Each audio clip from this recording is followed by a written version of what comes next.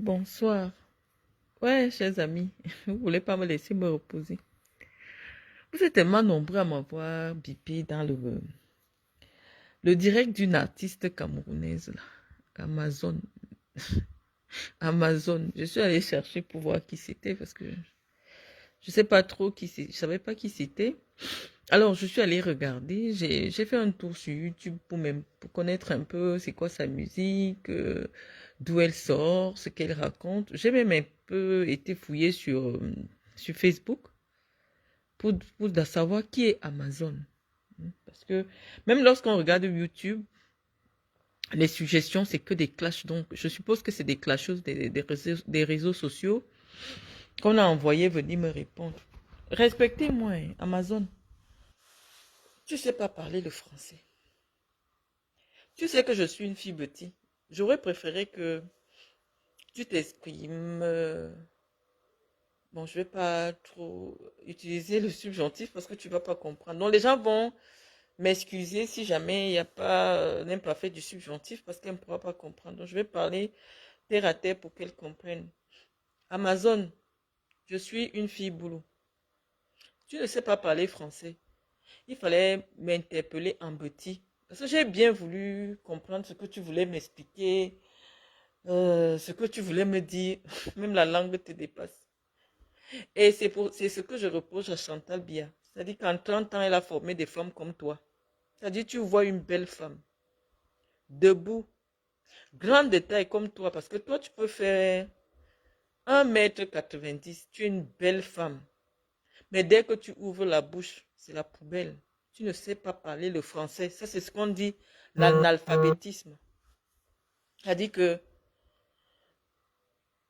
Chantal, bien en 30 ans, a montré aux femmes que l'école n'est pas importante. Tu vois que tu es en France. Tu vis en France depuis des années, mais tu ne sais pas parler le français.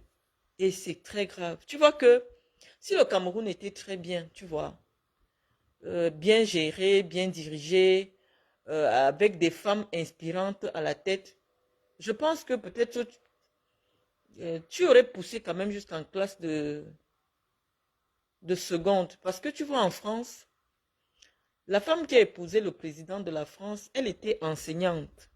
Elle était enseignante. D'ailleurs, même elle a enseigné son mari. Et parce qu'elle était enseignante, en France, depuis que son mari est au pouvoir, elle met l'accent sur l'éducation nationale. Elle met l'accent sur l'éducation des enfants. C'est-à-dire que chaque mois, on sort une nouvelle loi pour améliorer la qualité de l'école.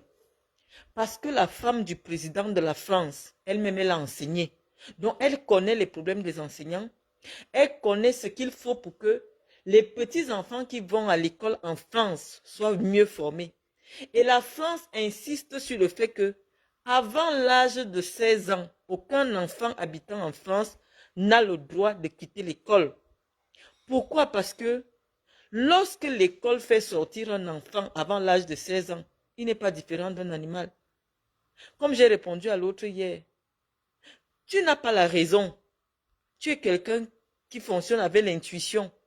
C'est-à-dire que tu te lèves. Tu n'as même pas compris ce que vous veut dire. Tu viens déjà insulter mes diplômes. Ça, c'est la culture que Chantal Biya a apportée. C'est-à-dire que le fait qu'on se dise que oui, tu as le droit de ne pas avoir de diplôme, mais tu peux devenir ce que tu veux, a fait que le diplôme n'est plus respecté. Toi, tu peux venir dire que Malène, vous avez tes diplômes, tu as quoi? Quel est le docteur qui est au Cameroun, qui a quelque chose parce qu'il est docteur? Personne.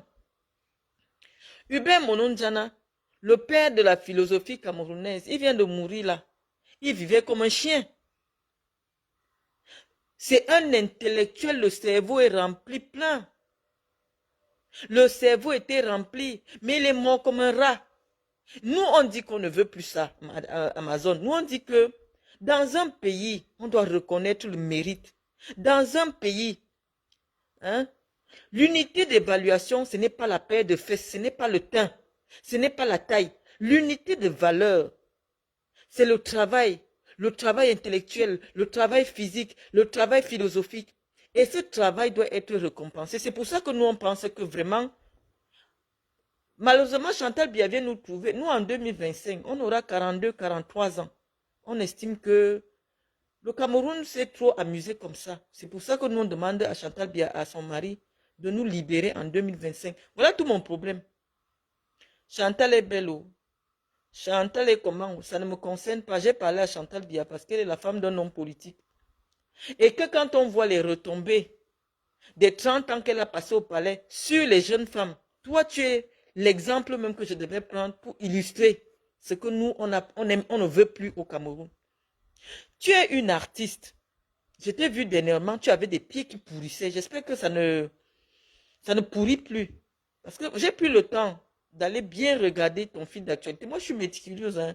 Voilà à quoi me sert mon doctorat. C'est-à-dire que même si j'ai affaire au chien, je vais lui expliquer comment le spermatozoïde de son père, chien, s'est formé, est entré dans le ventre de sa mère, chienne l'a créé. Donc, je commence à la base. C'est ça aussi le travail de quelqu'un qui est un peu dans la tête. J'ai dit que je ne vais pas vous négliger. Tu es une artiste au Cameroun dont les musiques participent à pervertir la jeunesse, à humilier les femmes camerounaises. Je viens de partager à mes internautes une de tes musiques. Le titre de cette chanson, c'est « Il a mis le doigt ». Anga furunyu, mwanga anga furunyu, danga nyumlunyu. Ceux qui ne sont pas bêtis, je vais leur expliquer ce que Amazon dit dans sa chanson. Elle dit que le gars a mis les doigts dans les fesses de la fille. Et quand il a mis les doigts dans les fesses de la fille, il a senti les fesses de la fille et les fesses de la fille sentaient mauvais. Amazon, est-ce que tu penses que dans un pays où on régule la morale,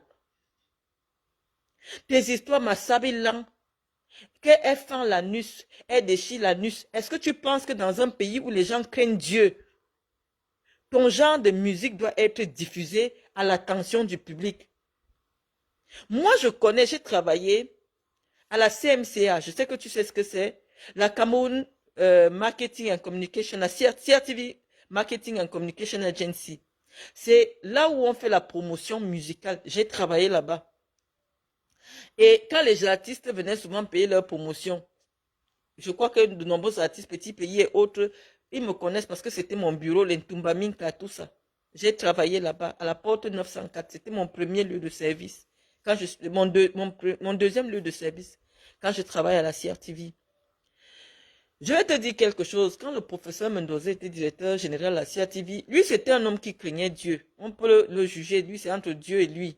Mais c'était quelqu'un qui craignait Dieu. Il a sorti une décision selon laquelle toutes les musiques qui faisaient la promotion de la déviance morale ne devaient plus passer sur les chaînes de télé. Maintenant, Katino tombait sous le coup de cette décision du directeur général de la CRTV. Tu sais ce qui s'est passé à Amazon? La première dame du Cameroun a appelé à la CRTV qu'on n'a pas le droit de refuser de faire passer les musiques de Katino. Que Katino, c'est son ami. Donc, on était obligé de commencer à faire passer les musiques de Katino. Et les musiques de Katino, c'est quoi? Je n'ai pas envie de chanter ça parce que c'est de toi qu'il s'agit. Hein? C'est de toi qu'il s'agit. Mais je sais que c'est Katino qui t'a inspiré. Aujourd'hui, tu ne peux pas chanter autre chose que ce qui se trouve entre les jambes d'une femme et d'un homme. C'est-à-dire que ton cerveau refuse d'aller avoir l'inspiration ailleurs qu'entre les fesses des femmes. Comment tu peux sortir une musique où tu dis que les fesses d'une femme sentaient? Comment toi tu peux sortir ça? Et les gens dansent ça. Anga du bunyu, anga du bunyu, mwanga anga du bunyu, nanga nyumlunyu, ma sabilang, ma bouilang tangan. Voilà tes chansons, hein. Dans un pays où une première dame est soucieuse de l'éducation de la jeunesse féminine, on ne laisse pas passer ton genre de musique. Tu vois? On ne laisse pas passer ton genre de musique. Je n'ai pas un problème personnel avec Chantal Biya. Parce que Chantal Biya a fait du Cameroun un pays où les intellectuels ne peuvent pas survivre. C'est bien que tu viennes m'insulter. C'est encore la preuve que ce système doit changer parce que, regarde-toi, tu as le courage d'insulter un docteur. Si toi tu as le courage de m'insulter, c'est parce qu'on vous a appris que c'est les fesses qui sont importantes. Si tu as des belles fesses, un homme qui a un peu te prend, tu dépasses déjà toutes les femmes. Nous, on pense que ce n'est pas ça. Tu comprends? Nous, on pense que ce n'est pas ça. Mon problème n'est pas un problème personnel. Tu sais que nous, les femmes noires, nous sommes complexées par les métisses. Quand tu me dis que moi, je me suis mariée vieille carcasse, l'autre, elle était comme ça, elle était comme ça. Moi, je ne me suis pas mariée à 23 ans. Chantal Biassé est mariée à 23 ans. Je vais t'expliquer pourquoi Chantal Biassé est mariée à 23 ans. Parce qu'elle ne partait pas à l'école. À 23 ans, quand tu pars à l'école, moi, quand j'avais 23 ans, j'étais en train de préparer une maîtrise. C'est vrai que je travaillais déjà à la CATV, j'étais déjà cadre, mais j'étais en train de préparer une maîtrise. Et quand tu prépares une maîtrise, tu n'as pas le temps d'aller t'asseoir chez un homme. Tu vois, tu n'as pas le temps. Tu es en train de préparer des diplômes parce que tu veux devenir quelqu'un d'important dans la société.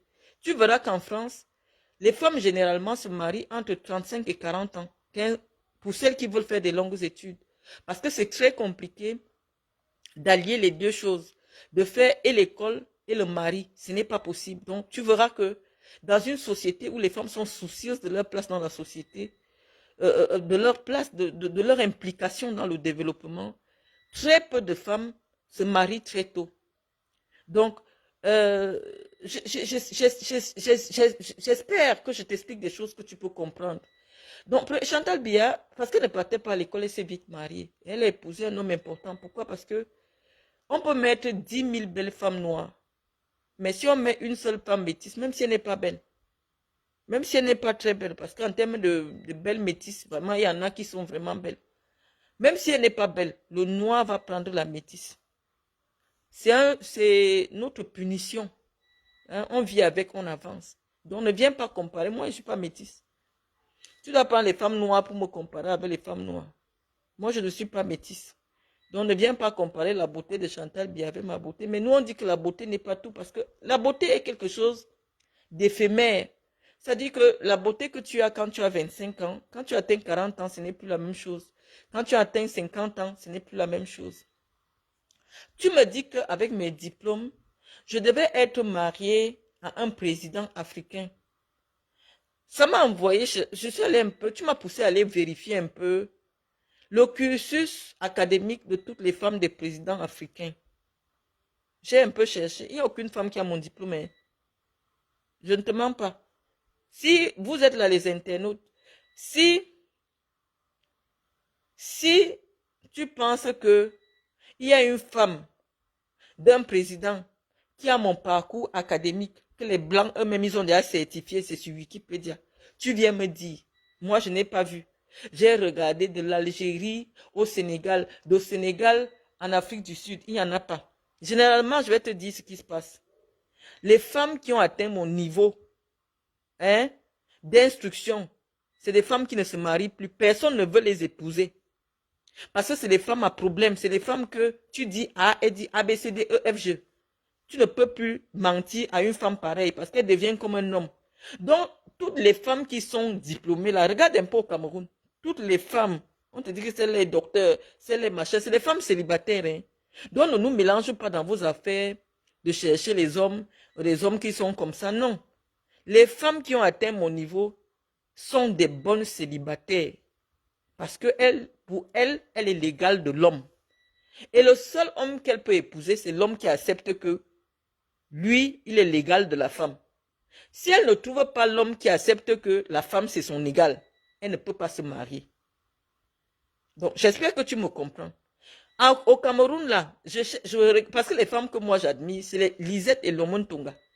Et Lomon Tonga, c'est le nom que sa mère lui a donné. Elle n'est pas mariée. Elle m'a enseigné le droit civil. Elle m'a enseigné c'est quoi le mariage. Elle m'a enseigné que quand un homme te fait comme ça, tu fais comme ça pour qu'il te paye l'argent, tu le traînes au tribunal comme ça, tu fais comme ça pour gagner. Hein? C'est ce que Elomon Tonga m'a enseigné. Elomon Tonga elle-même, elle n'est pas mariée. Donc je n'ai pas dit que Elomon Tonga, tout ce que tu m'enseignes là, que le mariage a fait comme ça, est-ce que toi-même tu es marié? Non, je ne lui ai pas demandé ça. Parce que je respecte son savoir. Je ne lui ai pas dit que toi-même tu viens parler du mariage, est-ce que tu es marié? Elomon Tonga m'a enseigné. Mais elle n'est pas mariée. Hein? Mais je respecte ce qu'elle est dans la société. Je respecte le diplôme que les Blancs lui ont donné, que voilà son grade. Je respecte ça. Et c'est pour ça que, parce que je veux ressembler à Elomon Tonga, je respecte Elomon Tonga et j'écoute ses conseils. Mais je ne dis pas qu'Elomon Tonga, est-ce que toi-même tu es marié? Elomon Tonga n'est pas marié. Je cherche d'autres femmes docteurs, je cherche d'autres femmes agrégées. Je ne vois pas, je ne vois aucune, je ne sais pas. Il n'y a que Catherine Abenondoa, parce qu'elle peut-être elle est pédiatre. Peut-être elle est mariée. Je ne sais pas, je n'ai jamais vu son mari. Je me dis peut-être qu'elle est mariée.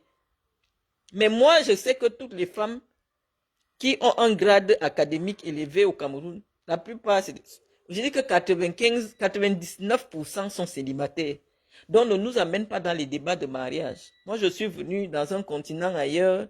J'ai eu besoin à un moment donné de stabilité dans ma vie. Comme tu sais, comme toi-même tu dis que j'ai chuté, il me fallait m'accrocher quelque part. Je me suis accroché dans un petit mariage. Quand tu dis que parce que je n'ai rien, j'ai le droit de parler. Amazon, si toi tu dis, regarde-toi un peu, hein, je ne sais pas. Peut-être que tu n'as jamais fait le tour sur ma page. Quand toi tu te regardes, tu me regardes. Si toi tu dis que moi je n'ai rien, toi tu es comment? Ça veut dire que tu es au sous-sol. Toi, j'ai un peu observé tes petites tâches. On te paye pour aller insulter d'autres personnes. Je sais que tu es le chien de garde de Lady Ponce. Peut-être tu veux changer. Hein, comme tu sais que maman Chantal peut aussi te repérer. Mais elle ne peut même pas te prendre. Parce que même parler français, tu ne sais pas. Guylaine Chapuis au moins se débrouille. Elle se débrouille. Quand tu viens me comparer à une femme comme Matezoa, Matezoa vivait ici en Europe. Elle n'est jamais allée à l'école. Donc je n'ai pas envie de revenir dessus. Elle a épousé un blanc qui était concierge dans une école. Concierge, c'est la personne qui ouvre, le gardien d'une petite école. Dès que le monsieur là est mort, elle ne vivait même plus avec lui. L'Europe dit que quand une femme perd son mari, l'argent que ce monsieur devait toucher à la retraite, c'est toi qui dois toucher ça. Elle a pris cet argent, elle est partie s'asseoir au Cameroun. La première partie des assurances qu'on a payées, elle s'est bâtie un toit. Amazon. Zoa, officiellement, à 50, combien? 50 ans.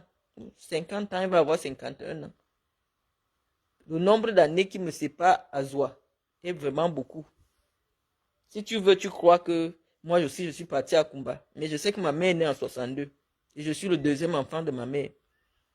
Donc, je suis en train de te dire que Zoa, pour qu'elle devienne quelqu'un que toi tu prends en référence, il a fallu que son mari meure. Donc, pour que toi tu viennes me comparer à Zoa, attends que mon mari meure aussi. Tu as compris? On ne compare pas une femme qui vit avec la pension veuvage d'un blanc, d'un Suisse, avec une femme qui est mariée avec son mari bien. Quand tu dis que tu ne connais même pas ma vie, vous ne savez pas me clasher.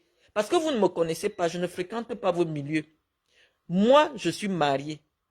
Tu comprends? Je vis dans la maison de mon mari. J'étais venue au Cameroun parce que mon mari et moi, on voulait investir au Cameroun. On voulait faire des choses au Cameroun. J'ai mis sur pied une fondation. J'ai creusé des puits. J'ai envoyé des orphelins à l'école. J'ai mis des groupes électrogènes dans plusieurs villages de mon département. Tu comprends? J'ai créé une bourse pour financer les jeunes qui veulent créer des entreprises. J'ai donné les 500 000 et 1 million. C'est sur ma page. Quand tu me dis que toi, tu as déjà fait quoi pour le Cameroun, voilà mon petit niveau. Chantal Biya fait, pas avec son argent, mais avec l'argent des contribuables. Donc, je pense qu'elle devrait avoir un peu plus d'humilité et éviter de vous envoyer nous insulter, nous qui faisons les choses à notre petit niveau, avec nos moyens, alors qu'on n'a rien à manger. Que Chantal Biya sorte du palais de l'unité et qu'elle ait une fondation avec laquelle elle finance avec ses moyens et ses relations, à ce moment-là, je vais la respecter. Si on essaye un peu d'habiller son nom avec plein d'activités, c'est parce que son background, son CVI, c'est vide, c'est zéro. Il n'y a rien dans son CV. Donc, il faut bien qu'on crée des activités. Fondation Jeanne-Irène Biya. Ça doit devenir Fondation Chantal Biya. Le Cameroun reçoit un financement de la Chine pour la construction d'un hôpital mère-enfant. On colle. Chantal Biya. Or, ce n'est même pas l'État du Cameroun qui finance. C'est un prêt que les enfants de tes enfants vont rembourser. Donc, moi, comme je comprends tout ça, je ne trouve pas ça prestigieux. Hein? Moi, je suis une femme politique. Je suis obligée, quand je dis que je ne suis plus avec un régime, de montrer les insuffisances de ces régimes-là. Et dans ma compréhension de ce qui me dérange, je vois que Chantal Biya au final, est un vrai problème pour le Cameroun. Parce qu'actuellement, son mari est très fatigué. Son mari est fatigué. En tant que femme réfléchie, elle doit dire à son mari que chérie, vraiment, les Camerounais nous ont aimés. Moi-même, ça fait 30 ans, je suis première dame. Toi, ça fait 41 ans que tu es là. Laissons les Camerounais passer un peu à autre chose.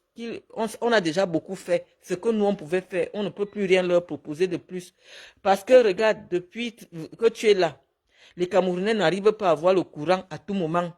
Depuis que tu es là, les enfants dans les écoles sont assis par terre. Quand tu arrives au nord du Cameroun, il n'y a même pas les salles de classe. Ça veut dire que là-bas, c'est une usine à fabriquer les analphabètes. C'est-à-dire les régions les plus peuplées du Cameroun sont des usines à fabriquer les analphabètes. C'est-à-dire qu'il n'y a même pas les salles de classe là-bas. Pour qu'un enfant aille s'asseoir et apprendre à lire et écrire. Donc, elle doit dire à son mari que chérie, vraiment, en 30 ans, on n'a pas réussi à construire des écoles à l'extrême nord, au nord. On n'a pas réussi à construire des hôpitaux. Vraiment, laissons un peu les Camerounais tranquilles. Moi, j'aime la belle vie. Allons un peu à Genève, on vit là-bas, on les laisse tranquilles. Voilà mon problème avec Chantal Biya. Donc, mon problème n'est pas personnel. Je sais que j'ai raté. Et j'ai raté pourquoi? Parce que notre pays, on a institué la médiocrité. Tout ce que tu as décrit là, Chantal Biya, c'est l'image même de la médiocrité. Hein? En principe, une femme de président, elle rencontre un président soit dans les colloques, soit dans des réunions des présidents. C'est pour ça que tu vas voir, même si un président se remarie, son épouse sera soit une journaliste politique, parce que les journalistes politiques suivent les hommes politiques partout dans leurs activités. Ou alors, elle sera attachée, elle sera dans les services centraux de l'État, un genre. Parce que quand tu es président, le genre de femmes que tu regardes, elles sont aussi à un niveau. On ne descend pas trop en bas, là, aller chercher en bas, en bas. Tu peux pas chercher trop en bas, là, c'est que tu vas entraîner toutes les femmes vers le bas. Parce que les femmes vont s'arrêter là où toi tu t'es arrêté, là, pour dire que non, quand tu es belle, tu es mince, tu es brune, ça va. Tu peux rencontrer ton président. Mais on vous dit que dans la vie où les gens ne sont pas sorciers comme au Cameroun, quand tu es déjà président, les femmes même qui ont accès à toi, c'est aussi un autre niveau de femmes. Hein? C'est parce qu'il y a la sorcellerie au Cameroun. Où on dit aux gens que non, cherchez l'étoile, cherchez ceci, cherchez la femme qui porte le génie 41, cherchez. C'est-à-dire qu'on est déjà dans des logiques sectaires. Ce n'est plus ce qui est humainement compréhensible. On est déjà dans d'autres choses. On est déjà dans la sorcellerie. Parce qu'il n'y a que la sorcellerie pour que quelqu'un qui a un certain rang descende pour venir au sous-sol chercher les gens. Ce n'est que la sorcellerie. Dans la vie normale, ce n'est pas possible. Tu comprends un peu? Dans la vie normale, quand on dit que quelqu'un qui a ses deux yeux, non, tu ne peux pas. Ce n'est pas possible. Donc, nous, on dit que ce n'est pas un exemple. C'est pour ça que je ne me fie pas à cela. En tant que femme politique, je dis que je suis dans l'opposition et j'ai ma façon de faire ma politique. Je n'ai pas encore de parti. Parce que bientôt, même moi, je vais démissionner du RDPC. Je n'ai pas encore de parti, je suis encore dans le RDPC. Bientôt, je vais démissionner. Moi, je parle dans le sens politique. Je n'ai pas un problème de personne avec elle. Je lui ai répondu dans le sens politique pour dire que maman Chantal, si tu veux que je l'appelle maman, parce qu'elle ne peut pas m'accoucher, c'est pour ça que je l'appelle Chantal. Elle et moi, on n'a pas un grand écart d'âge. Que vraiment, 30 ans première dame, c'est beaucoup. Laisse un peu les Camerounais comme ça. En 2025, il n'y a que toi qui parles maintenant à ton mari. Dis-lui de laisser les Camerounais tranquilles. Voilà mon seul problème. Je ne sais pas pourquoi ça vous dérange. Vous sortez partout. Je vous ai dit, petit comme grand, celui qui vient appeler le nom d'un Mvutu, je vais te répondre. Si vous savez que je ne suis personne, moi je suis resté ici. Même ma mère, quand tu vois ma mère m'envoyer un message, c'est que c'est faux. Mais quand elle ne peut rien me dire, je vais vous capturer l'écran. Comme elle sait qu'elle ne peut pas parler, elle m'a seulement envoyé un signe de non, non, non, pour dire qu'elle n'est pas d'accord avec mon message. Ça veut dire que je te jure que, si tu vois que c'est arrivé même dans le téléphone de ma mère, ça veut dire que j'ai fait fort. Quand quelqu'un ne représente rien, quand quelqu'un est une échouée, quand quelqu'un est tout ce que vous décrivez là, quand la personne parle, vraiment, ne vous attardez même pas, ne lui répondez même pas. Je te jure que si j'écrivais et que je vois que personne ne me répond, je n'allais plus jamais écrire. Je n'allais plus jamais écrire, ça veut dire que je ne représente rien. Mais dès que je tousse, c'est tous les radios du Cameroun qui ont parlé de moi. C'est tous les journalistes du Cameroun qui ont amené mon nom partout sur Twitter. Que le tour, s'il y a quelqu'un qui a parlé, le vrai tour. Tu comprends? C'est vous, toutes les blogueuses là, qui voulaient déjà dire quelque chose dans mon affaire. Quand quelqu'un n'est rien, quand quelqu'un est échoué, moi je ne viens pas te répondre. Je ne peux pas te répondre. Je te laisse dans... Parce que le simple fait que vous vous mobilisiez pour me répondre, vous m'avez mis au niveau de Cabral Libi, alors que je n'ai pas de parti politique. Vous m'avez mis au niveau de Maurice Kamto, alors que je n'ai pas de parti politique. Si je suis une folle, je reste sur ma page, je suis en train de déprimer, je suis en train de délirer. Mais attends, c'est vu et ignoré. C'est vu et ignoré. Personne ne relaie, personne ne répond. Parce qu'on sait que tous les Camerounais savent que je suis incapable de payer le loyer. Donc, pour vous, le simple fait que quelqu'un ne sache pas payer le loyer, ce n'est pas quelqu'un qu'on doit compter dans la société. Mais je te dis que moi, je suis même forte parce que tous ceux qui ont mon diplôme au Cameroun sont incapables de payer le loyer. Tu ne les vois pas souvent couchés par terre devant les services du Premier ministre. Tous les docteurs en ce moment sont en train de gréver. Parce que ce que Biya dit même que le tout, c'est pas ce qu'il va faire avec les enseignants. Tous ceux qui ont mon niveau intellectuel sont des souffreteux au Cameroun. Et nous, on dit que ça doit s'arrêter. Est-ce que c'est la magie? Si vous avez la puissance d'aller revoter le président, faites votre campagne. Moi, je suis libre de dire que le tout, si je suis dans l'opposition. Et ma part d'opposition, ce n'est pas sur Paul Biya, parce qu'on ne tape pas sur une ambulance. Paul Biya est fini. On ne tape pas sur l'ambulance. Ça, c'est l'élégance que moi j'ai apprise chez les Blancs. On dit que on ne tire pas sur l'ambulance. Paul Biya est parti. Paul Biya n'est plus avec vous. Pourquoi si je dis que je suis dans l'opposition, je vais aller tirer sur quelqu'un qui ne peut même plus écouter la radio, qui ne peut plus lire la presse, même lui-même mettre la cuillère dans sa bouche, il faut que quelqu'un lui donne la direction dans laquelle il doit mettre la bouche. Est-ce que je suis... Oui, peut-être que je suis déprimé, mais je ne suis pas taré. Je ne suis pas taré. Le président n'est plus en capacité de supporter une opposition politique, puisqu'il ne comprend même pas. Il ne sait pas lui-même là où il est. Comment je vais me lever pour venir attaquer le président? Je ne vais pas attaquer le président. C'est que, en politique, chacun a son timing. Hein? Paul Biya a fabriqué sa part d'opposant. De temps en temps, ils reçoivent des enveloppes et tout. Hein? Il n'a pas le genre d'opposant par conviction comme moi. Moi, j'ai mes propres convictions. J'ai vu comment j'ai eu la volonté. Je suis venu au Cameroun, j'avais l'argent, hein, Amazon. Parce que, pour prendre les bureaux, là où il y a mes bureaux là, vraiment, il faut avoir l'argent. Tu comprends?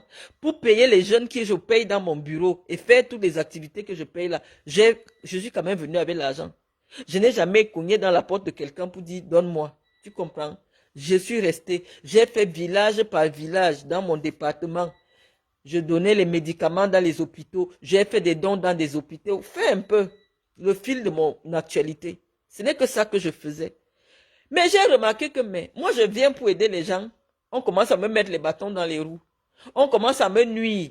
On me souille publiquement, comme toi-même tu dis que vraiment la qualité qu'on m'a souillé partout là. Parce qu'on ne veut pas que moi j'existe en tant que citoyenne. Je dis non. Chantal Biya, elle a 2 pays. Hein. C'est Dieu qui lui a donné. Elle est française et elle est camerounaise. Si maintenant ça cuit au Cameroun, elle va vous dire qu'elle ne s'appelle pas Chantal Biya. Comme Sylvia Bongo avait dit, elle dit qu'elle s'appelle Sylvie Valentin. C'est là que vous allez connaître le vrai nom de Chantal Biya. Elle va vous dire que moi, je ne m'appelle pas Chantal Biya. Elle va vous sortir son vrai nom. Avec ses papiers français et vous n'allez pas nier. Donc, moi, je suis en train de dire qu'étant donné que moi, je n'ai qu'un seul pays, ça me fait mal que c'est à l'étranger que je peux dormir tranquille. Personne ne vient me mettre dehors et casser ma maison et me filmer et me mettre sur Internet. Je dis que ce n'est pas normal, que c'est dans le pays de quelqu'un d'autre, que mes enfants peuvent aller à l'école en sécurité, il y a tout, il y a tout, il y a tout, il y a tout. Quand nous on vient ici en Europe, on voit ça, on a mal au cœur. Parce que quelqu'un qui n'a pas connu l'exil ne peut pas aimer son pays. Il faut un peu sortir de ton pays. Parce que les Camerounais, quand ils sont au Cameroun, là, le matin, ils se lèvent, ils voient le jour, la nuit arrive, ils partent se coucher. Ils ne connaissent pas l'importance d'avoir son pays. C'est parce que tu as vécu à l'étranger que tu connais l'importance d'avoir ton propre pays. Tu comprends, Amazon?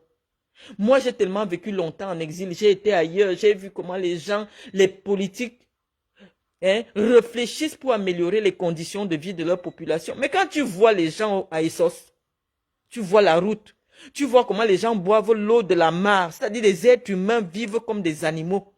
Même si c'était Mendoza qui était au pouvoir, j'allais insulter. J'allais lui dire, sors du pouvoir. Sors du pouvoir. Tu es en train de tuer les gens. Tu vois j'ai amené quelqu'un dernièrement à l'hôpital. Tu vois une maman avec l'enfant et te dit qu'elle n'a pas 5 000 francs. 5 000 pour soigner son enfant. Amazon, quand tes pieds pourrissaient, je crois que ça continue à pourrir parce que je ne sais pas ce qu'on t'avait lancé. Parce que la force de toujours vouloir mettre ta bouche dans les choses qui ne te concernent pas, les gens t'ont lancé la pourriture aux pieds.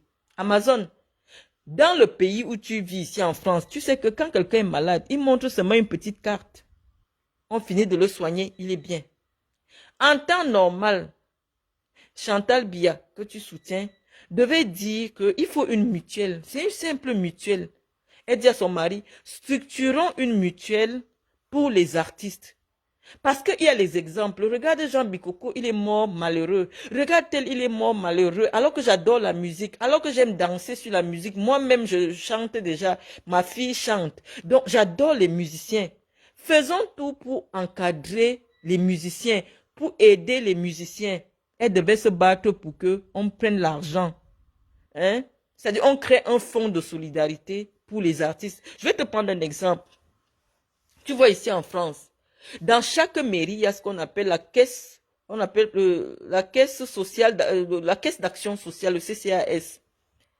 C'est-à-dire que dans toutes les mairies, il y a un petit bureau que quand c'est déjà chaud sur toi, que le tour, si c'est le vrai tour, tu entres dans le bureau là tranquillement, personne ne te voit. On va te donner et les tickets restaurant et les petits médicaments, même si tu es sans papier. Ça, c'est les choses que nous, on vient ici, on voit. Mais nous aussi, on a envie de partir dans notre pays et refaire la même chose. Mais dès qu'on descend là-bas, eux, ils nous sortent la carabine pour nous chasser seulement. On dit non. Ce n'est pas normal que quelqu'un qui a 2 nationalités vit tranquillement dans mon pays. Moi qui n'ai qu'une seule nationalité, je n'arrive pas à vivre dans mon pays. Je dis que ce n'est pas normal. Vous voulez chasser les gens de leur propre pays?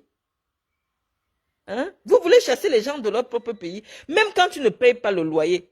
Si Chantal était une femme qui se souciait de ce que le régime de son mari soit bien, elle allait veiller à ce que, quand on veut chasser quelqu'un d'une maison, tu sais comment ça se passe ici en France? La préfecture te trouve une solution d'hébergement. On ne prend pas une femme seule avec son enfant, un petit enfant, on le laisse dehors, non. Ils créent des centres d'accueil pour personnes sans abri. Ça veut dire que quand on finit de te casser là, on dit que oui, il sort. Mais on te trouve une place. C'est ce qu'on appelle le respect de la dignité humaine. On ne demande pas aux gens, allez la casser et vous la filmez et vous la mettez sur Internet, alors que je n'ai jamais rien fait.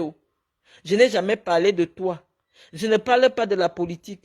Je ne fais que faire le tour des villages chez moi pour payer, pour donner les remèdes, pour creuser les puits, pour envoyer les enfants à l'école. Voilà tout ce que je faisais quand j'étais au Cameroun. Donc, même si je suis fini, le peu d'argent que j'ai eu, j'ai amené au Cameroun pour aider les gens. Tu comprends? Et j'ai des amis qui continuent et qui veulent continuer à m'aider pour que j'aide les gens. Voilà tout ce que je fais. Mais je viens gronder parce que moi, je suis né comme je suis né. C'est-à-dire que j'ai la puissance. Que tu le veuilles ou non, quand c'est moi qui prends la parole, ça arrive. Même comme Paul Biya, il est conscient 2 heures par jour. Ma parole va arriver dans ses oreilles dans les 2 heures qu'il sera conscient là. Il va écouter. C'est pour ça que j'ai pris la parole. Tu comprends? Donc, pour te dire que vous êtes... le pouvoir au Cameroun, comme j'ai dit, c'est un pouvoir mystique. C'est-à-dire que il n'y a rien de logique. Toi, tu es une grande artiste. Tu chantes partout, mais tes pieds sont en train de pourrir. Et le ministre ne peut même pas t'appeler pour dire que l'État va te faire un bon pour que tu te soignes gratuitement dans ton propre pays. Tu es quand même une artiste. Tu traînes tes pieds pourris partout. Tu fais les directs pour supplier les gens pour qu'on t'aide.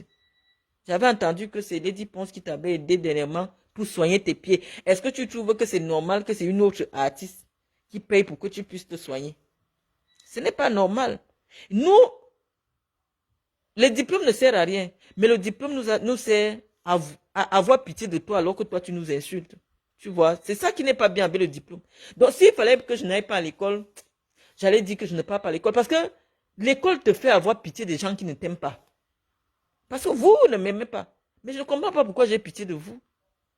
Pourquoi vous me faites mal au cœur? Quand je vois une artiste comme toi, parler le français, tu n'arrives pas.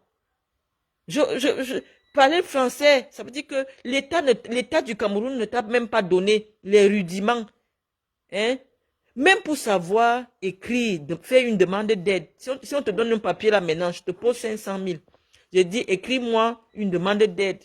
À la première phrase, tu vas t'arrêter parce que tu ne sauras pas écrire. Et ça fait mal. L'illettrisme au Cameroun, c'est un fléau. Tu vois une femme comme toi, tu es belle, mais quand tu ouvres la bouche, c'est comme tu as mangé la souris. Ce n'est pas bon. Tu vois, ce n'est pas bon. Donc, voilà mon combat. J'essaie de t'expliquer ça d'une manière terre à terre, hein, dans le niveau où tu peux comprendre. Je dis que ce n'est plus normal. Au Cameroun, quand une femme part accoucher, il faut que l'État prenne en charge au moins seulement, hein, les frais d'accouchement. Il y a des filles, tu vois, parce qu'elles ne peuvent pas avoir 10 000 pour aller accoucher. Elles accouchent au bord de la route. On dit que dans un pays qui est riche de son sol, de son sous-sol, comme le Cameroun, ce n'est pas possible.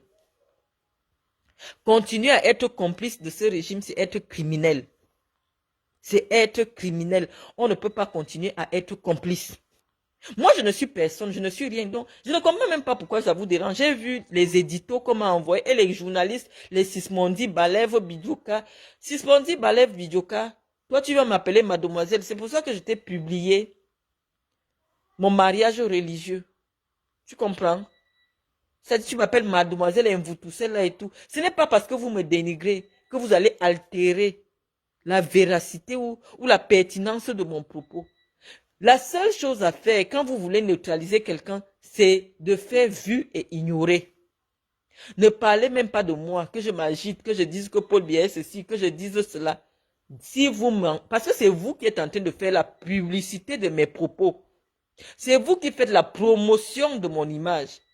Mais les autres Africains vous regardent, ils disent que, mais attendez, ces gens sont comment? Vous dites que la fille, si c'est du n'importe quoi, mais elle est la une de tous les journaux. Elle est dans l'édito de toutes les émissions radio. Qu'est-ce qui se passe? Et je vais te redire à toi, Sismondi, ce que j'ai dit dernièrement, c'est que quand un homme commence à dénigrer une femme, c'est qu'il a les problèmes avec sa virilité. Ce n'est pas moi qui l'ai dit. Toi, tu n'es pas un homme. Donc, je reviens avec Amazon pour dire à Amazon que tu as dit que si moi je parle encore de Chantal Biya, toi tu vas parler de moi. Ça veut dire que rien que le fait que toi tu me mettes au niveau de Chantal Biya, j'ai gagné mon combat. Parce qu'en principe, en tant que folle, en tant que dépressive, vous deviez demander plutôt aux gens de vous désabonner de ma page, ou demander aux gens de venir signaler ma page, ou du moins ne pas réagir à mes provocations. C'est comme ça qu'on neutralise des gens qui ne servent à rien dans une société. C'est-à-dire que elle dit quoi? Parce que, mais quand tu vois, déjà même toi, tu as parlé là. Demain, tu vas voir, personne ne va dire que Amazon a dit ceci à Marlène. Parce que chaque chef d'édition sait que toi, tu ne vaux pas Marlène. Tu comprends? Quand toi, tu parles, un journaliste ne peut pas s'asseoir pour venir écouter Amazon Matendal sur le plan de la connaissance politique. On ne peut pas t'entendre. Donc toi, tu peux broyer tous les jours. Pour me répondre, aucun journaliste ne va écrire que Amazon a répondu ceci à Marlène. Non, parce que les journalistes, ils savent que pour la crédibilité de leurs médias, on ne peut pas mettre Marlène sur la même ligne que Amazon, Matendal. Tu comprends un peu? Actuellement, quand on écrit mon nom, on colle mon nom avec Chantal Biya. On prend ma photo, on met ma photo collée à Chantal Biya. Ça veut dire que les journalistes camerounais ont décidé que Marlène Mvoutou est au niveau de Chantal Biya. Parce que si toi tu es au quartier, tu parles de Chantal, aucune presse ne va prendre la photo de la première dame du Cameroun. Toi-même, tu dis que la première dame du Cameroun. Moi, aujourd'hui, dès que tu tapes Google, tu vas voir les photos de moi, ma tête collée avec Chantal. Ça veut dire que les Camerounais ont décidé que le Tutsi, Marlène Mvoutou, est à étudier. Tu comprends? Que Marlène Mvoutou, quand elle parle, on prend la photo d'une première dame. C'est comme si on prend la photo de qui, je ne sais même pas. Pour te montrer un peu le degré. C'est comme si on prend la photo de Chantal, on colle avec la photo de Nathalie quoi. Tout le monde va être choqué. Les gens vont aller écrire au journal que tu ne peux pas prendre la photo de Chantal Biya, tu colles avec la photo de Nathalie quoi. C'est une insulte. Mais les gens ne s'offusquent pas. de voir ma photo, moi, Mvutu, ma tête collée avec Chantal Biya dans toutes les presses. La communication, même non verbale, est une communication. Tu comprends, Amazon? C'est-à-dire qu'en communication, même la simple photo est une communication.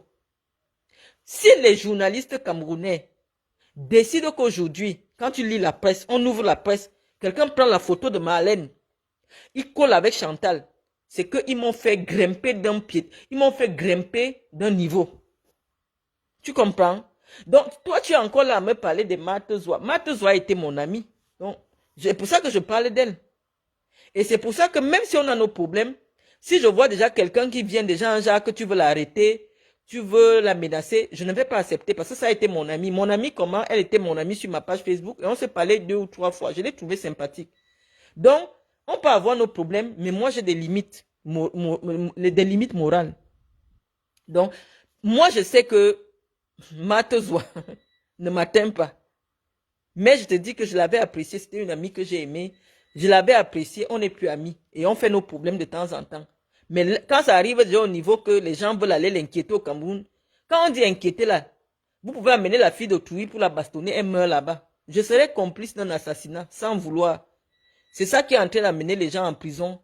Tous les gens qu'on est en train de ramasser là dans l'affaire de Martinez. C'est-à-dire que le simple fait que ton numéro apparaisse, que tu as entendu l'affaire, c'est ça qui amène les gens en prison. J'ai dit, si vous avez un autre problème avec Marthe Zoua, allez régler. Mais je ne veux pas que vous preniez pour prétexte que c'est par rapport à moi. C'est pour ça que je n'ai pas voulu que mon numéro de téléphone soit donné. Parce qu'aujourd'hui, quand tu entends qu'on a trouvé quelqu'un couché mort, toutes les personnes qui ont seulement entendu l'affaire sont dedans. Tu comprends? C'est ça qui est la vérité. Donc, je suis en train de te dire, Amazon Mantendal, que nous, on est entré dans le combat politique. On est entré dans le combat politique et on estime actuellement que Paul Biya a une obligation de sortir par la grande porte. Et la seule façon par laquelle Paul Biya doit sortir par la grande porte, c'est en ne se présentant pas en 2025 et en assistant lui-même personnellement à la passation de services entre lui et la personne qui va le remplacer. Nous allons militer pour qu'on construise un monument. Pas les monuments à la con qu'on fait pour lui. Hein. Nous allons militer pour qu'il y ait un monument à la dimension de l'homme qu'il est. Parce qu'il sera sorti grand dans l'histoire du Cameroun. Regarde ce qui s'est passé avec Ahidjo. C'est pas bien. Hein? Notre premier président est parti comment? On ne sait même pas où il a enterré. On ne sait pas. Il n'a pas été honoré en tant qu'ancien président. Or, si le président se retire dignement, lui-même il assiste, il contrôle la passation de pouvoir, le pays sera apaisé et lui, quand il va partir, on va lui faire les obsèques que le Cameroun n'a jamais eu, les obsèques d'un ancien président. Et c'est des gens comme moi qui sont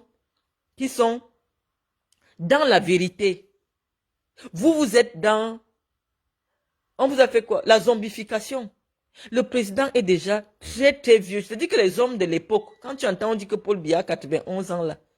À l'époque, quand on partait faire ton acte de naissance, c'est quand ta main pouvait déjà toucher ton oreille. Or, pour que la main touche l'oreille, il faut avoir au moins 4 ou 5 ans. Donc, on te dit que les hommes des années 30 là, on te dit que lui, il a 91 ans. Ça veut dire qu'en réalité, il est dans les 96 ans. Il a dans les 96 ans, bien sonné. Parce qu'à l'époque, pour qu'on te fasse l'acte de naissance, il disait que non, revenez pour que l'enfant commence l'école, il doit commencer. Ça veut dire que c'est quand tu partais à l'école qu'on te faisait l'acte. C'est quand tu partais à l'école qu'on te faisait l'acte de naissance. Le papa est déjà vieux. Ne l'humiliez pas, parce que si ce ne sera pas bien pour le pays. Et nous pensons que à la quarantaine, notre moment aussi est déjà arrivé de prendre les affaires. Tu crois que si, avec tout ce que je sais, on me dit, Marlène, viens t'occuper des affaires sociales au Cameroun, je peux, parce que c'est ce que je fais depuis. Hein? Viens être chef service dans un bureau d'une mairie, à la mairie de Samblima. Hein? Au moins la honte qu'il y a sur moi, là, que je n'arrive pas à me loger, ça va quitter sur moi. Toi, tu ne penses pas ça? Comment quelqu'un peut envoyer son enfant à l'école? Il va à l'école, après on dit que non, Même payer ton loyer, tu n'arrives plus. Ce n'est pas une honte pour moi. C'est une honte pour mon pays. Parce qu'un pays protège ses intellectuels. Un pays, parce que c'est les intellectuels qui pensent l'avenir du pays. Et c'est honteux que c'est à partir de l'étranger que nous soyons obligés de dire à notre pays, allez dans ce sens, allez dans ce sens. Mais quand je pense que c'est de Londres que le général de Gaulle a appelé les Français à se lever, ça ne me fatigue pas d'être en exil. Tu comprends? Parce que je sais que le sursaut patriotique camerounais viendra de la diaspora. Est-ce que tu m'entends? Je parle maintenant parce que ce n'est pas toi seul qui m'écoute. Le sursaut patriotique viendra de la diaspora. C'est de l'étranger que les Camerounais vont décider que trop, c'est trop. Trop, c'est trop. Donc, si toi, tu as la bouche, où 6000 personnes peuvent s'asseoir, 6000 personnes qui se respectent, parce que 6000 personnes qui se respectent, qui respectent leur intelligence, s'asseyent pour t'écouter. Dis-leur que je n'ai rien à dire à Marlène. Mon problème, c'est que je veux qu'on me remarque aussi, j'ai faim. J'ai mes problèmes de pieds, je n'arrive pas à me soigner. Mais Marlène n'a pas tort. Marlène n'a pas tort. Je n'ai pas tort. Quand on regarde au fond, laisse les problèmes des femmes. Oh, tu es fini. Oh, tu n'es pas belle. Oh, tu n'as pas l'argent. Oh, tu n'as pas ceci. Je dis que je n'ai pas l'argent parce que malheureusement, je suis retourné dans un pays qui ne donne pas la chance à la jeunesse de réussir autrement que par les sectes et la prostitution. Et nous, on dit qu'on ne veut plus ça. Tu comprends? Si moi, j'étais une lesbienne, je te jure, si moi, j'étais une lesbienne, c'est que premièrement, je suis à l'Africa Foot. Parce que tu ne sais pas, je suis la première femme du Cameroun qui a posé sa candidature à la présidence de l'Africa Foot. Et quand je pose ma candidature, j'étais présidente de région. Je ne sais pas si tu sais ce que c'est. Donc, si moi, j'étais dans les réseaux bizarres de léchage, des machins, on suce les fesses et tout ça, c'est que moi, j'aurais eu quelque chose. Mais j'ai un problème, c'est que je suis une chrétienne convaincue. Et tu sais que les gens qui croient en Dieu sont extrêmement persécutés dans un monde satanique. Le Cameroun aujourd'hui, c'est Satan qui a posé ses ailes dessus et qui gouverne. Donc les gens comme nous, on n'a pas notre place là-bas. C'est Satan qui a ouvert ses... Satan, c'est-à-dire que si tu n'as jamais vu l'enfer, va chez Zumanto. Il y a une page qu'on appelle Zumanto. Rien que les histoires que tu lis là-bas, tu as l'impression que c'est l'enfer déjà qui est tombé au Cameroun. Le Cameroun, c'est l'enfer. Moi-même, quand j'ai regardé ça étant d'ici, je disais, hey, les Camerounais aussi exagèrent. Ça, est-ce que c'est possible? Non. Les Bamileke là exagèrent, ils dérangent derrière les gens, les Bamileke, wow, dérangent. Tu m'as entendu quand je parlais de ça, non? J'étais trop confiante. J'ai pris mon petit argent que j'ai escroqué. J'ai dit non, je m'en vais faire les choses au pays. Je suis arrivé, j'ai lancé un petit chantier. On a dit qu'on va acheter la maison. On a fini d'arranger la maison. Moi-même, j'étais engagé. J'ai dit que c'est les Bamileke qui dérangent. J'ai dit que non, les Bamileke dérangent les gens. Comment tous les jours ils critiquent le pays. Comment tous les jours les Bamileke dérangent. Moi, j'étais la chef de file de ça, ici sur Facebook. Quand j'ai décidé d'aller choquer, comme on dit, au pays, moi-même, ça a lavé mon cerveau et je suis rentré. J'ai dit que le problème du Cameroun, ce n'est pas les Bamileke. Le problème du Cameroun est spirituel. Ce n'est pas... On ne peut plus limiter le débat et dire que non, c'est les Bami qui dérangent, ils exagèrent. Non, ce n'est pas ça. C'est que quand toi-même, ça te touche, quand tu lis l'heure en vrai, tu rentres, tu dis que non. C'est irresponsable de continuer à soutenir un tel régime. C'est irresponsable. C'est-à-dire que quand tu penses à toi-même, tu penses à ta famille, tu ne peux pas supporter le régime Biya. Ça veut dire que même devant Dieu, tu vas aller répondre. Je passe là à Essos, comme j'ai dit tantôt. La route, tu vois un fonctionnaire qui va au travail, il n'a pas de voiture. Pour qu'il arrive là où on prend le taxi, il a Essos, hein, en plein centre d'Essos. Mais il enlève ses chaussures, il plie son pantalon. La boue est remplie comme pas possible. C'est-à-dire qu'il arrive devant les élèves étant sale, parce qu'il fait tout ça pour 60 000. Hein. Il arrive devant les élèves en ayant transpiré, parce que pour que son taxi lui coûte 100 francs, il est obligé de faire au moins 2 kilomètres à pied. Et quand il arrive là-bas, la sueur, les chaussures sales, tu crois que les enfants vont le respecter? Les enfants ne peuvent pas le respecter et les enfants vont dire que l'école ne sert à rien. Parce que regarde celui qui nous enseigne l'école. Regarde comment lui-même il est sale. Il n'a même pas mangé. Mais il veut me parler. Voilà où est né le mépris à l'école. Parce qu'on méprise quelqu'un au Cameroun quand tu n'as rien. Quand les gens se battent pour chercher à comprendre pourquoi il y a le mépris à l'école. Le mépris de l'école vient du fait que ceux qui enseignent sont méprisables. Quand tu vois quelqu'un qui arrive pour t'enseigner, hein, tu vois d'abord le gars d'abord une terrible voiture. Le gars sent bon. Le gars est bien habillé. Quand il te parle, tu comprends. Ça rejoint ce que je disais hier que quand quelqu'un veut te conseiller ou quand quelqu'un veut t'enseigner, quand tu regardes sa vie, tu acceptes son conseil. Mais comment quelqu'un va venir te dire que l'école est bien? Lui-même, il a faim. Tu vois, ses lèvres sont fendues, il n'arrive pas à manger. Tu ne vas pas écouter ce qu'il te dit. Voilà, si on met les enseignants à un niveau comme les gens de l'armée, si les enseignants vivent bien au Cameroun, les gens vont les respecter et le respect va revenir à l'école. Moi, je vais te prendre mon exemple. Quand j'étais en deuxième année de droit, j'ai eu un très jeune professeur qu'on appelait Narcisse Mouele Kombi. C'est le monsieur la Marie Bekemenela, parce qu'il nous enseignait droit, il nous enseignait relations internationales en deuxième année de droit. Quand le jeune professeur l'a entré en salle, parce que Mouele, il a vieilli. Mouele m'a enseigné, il avait dans les 40 ans. Mouele était élégant. Mouele était propre, même sa façon de s'exprimer. C'est ça qui m'a donné envie d'aller à l'école. Il a dit que non, le père s'exagère. Moi-même, je vais apprendre la connaissance. Parce que tu voyais le gars était frais. Le gars était élégant, il était assis. Donc, on ne savait pas où il prenait son argent. Mais il s'arrangeait que quand il venait donner cours. Non, il changeait ses vestes tous les jours. Donc, son affaire de veste, ce n'est pas depuis qu'il est ministre. Hein. Il changeait ses vestes, le gars était propre. Donc, il nous donnait envie d'aller à l'école. Quand tu voyais, moi, quand Kamto m'a enseigné, il avait 40 ans.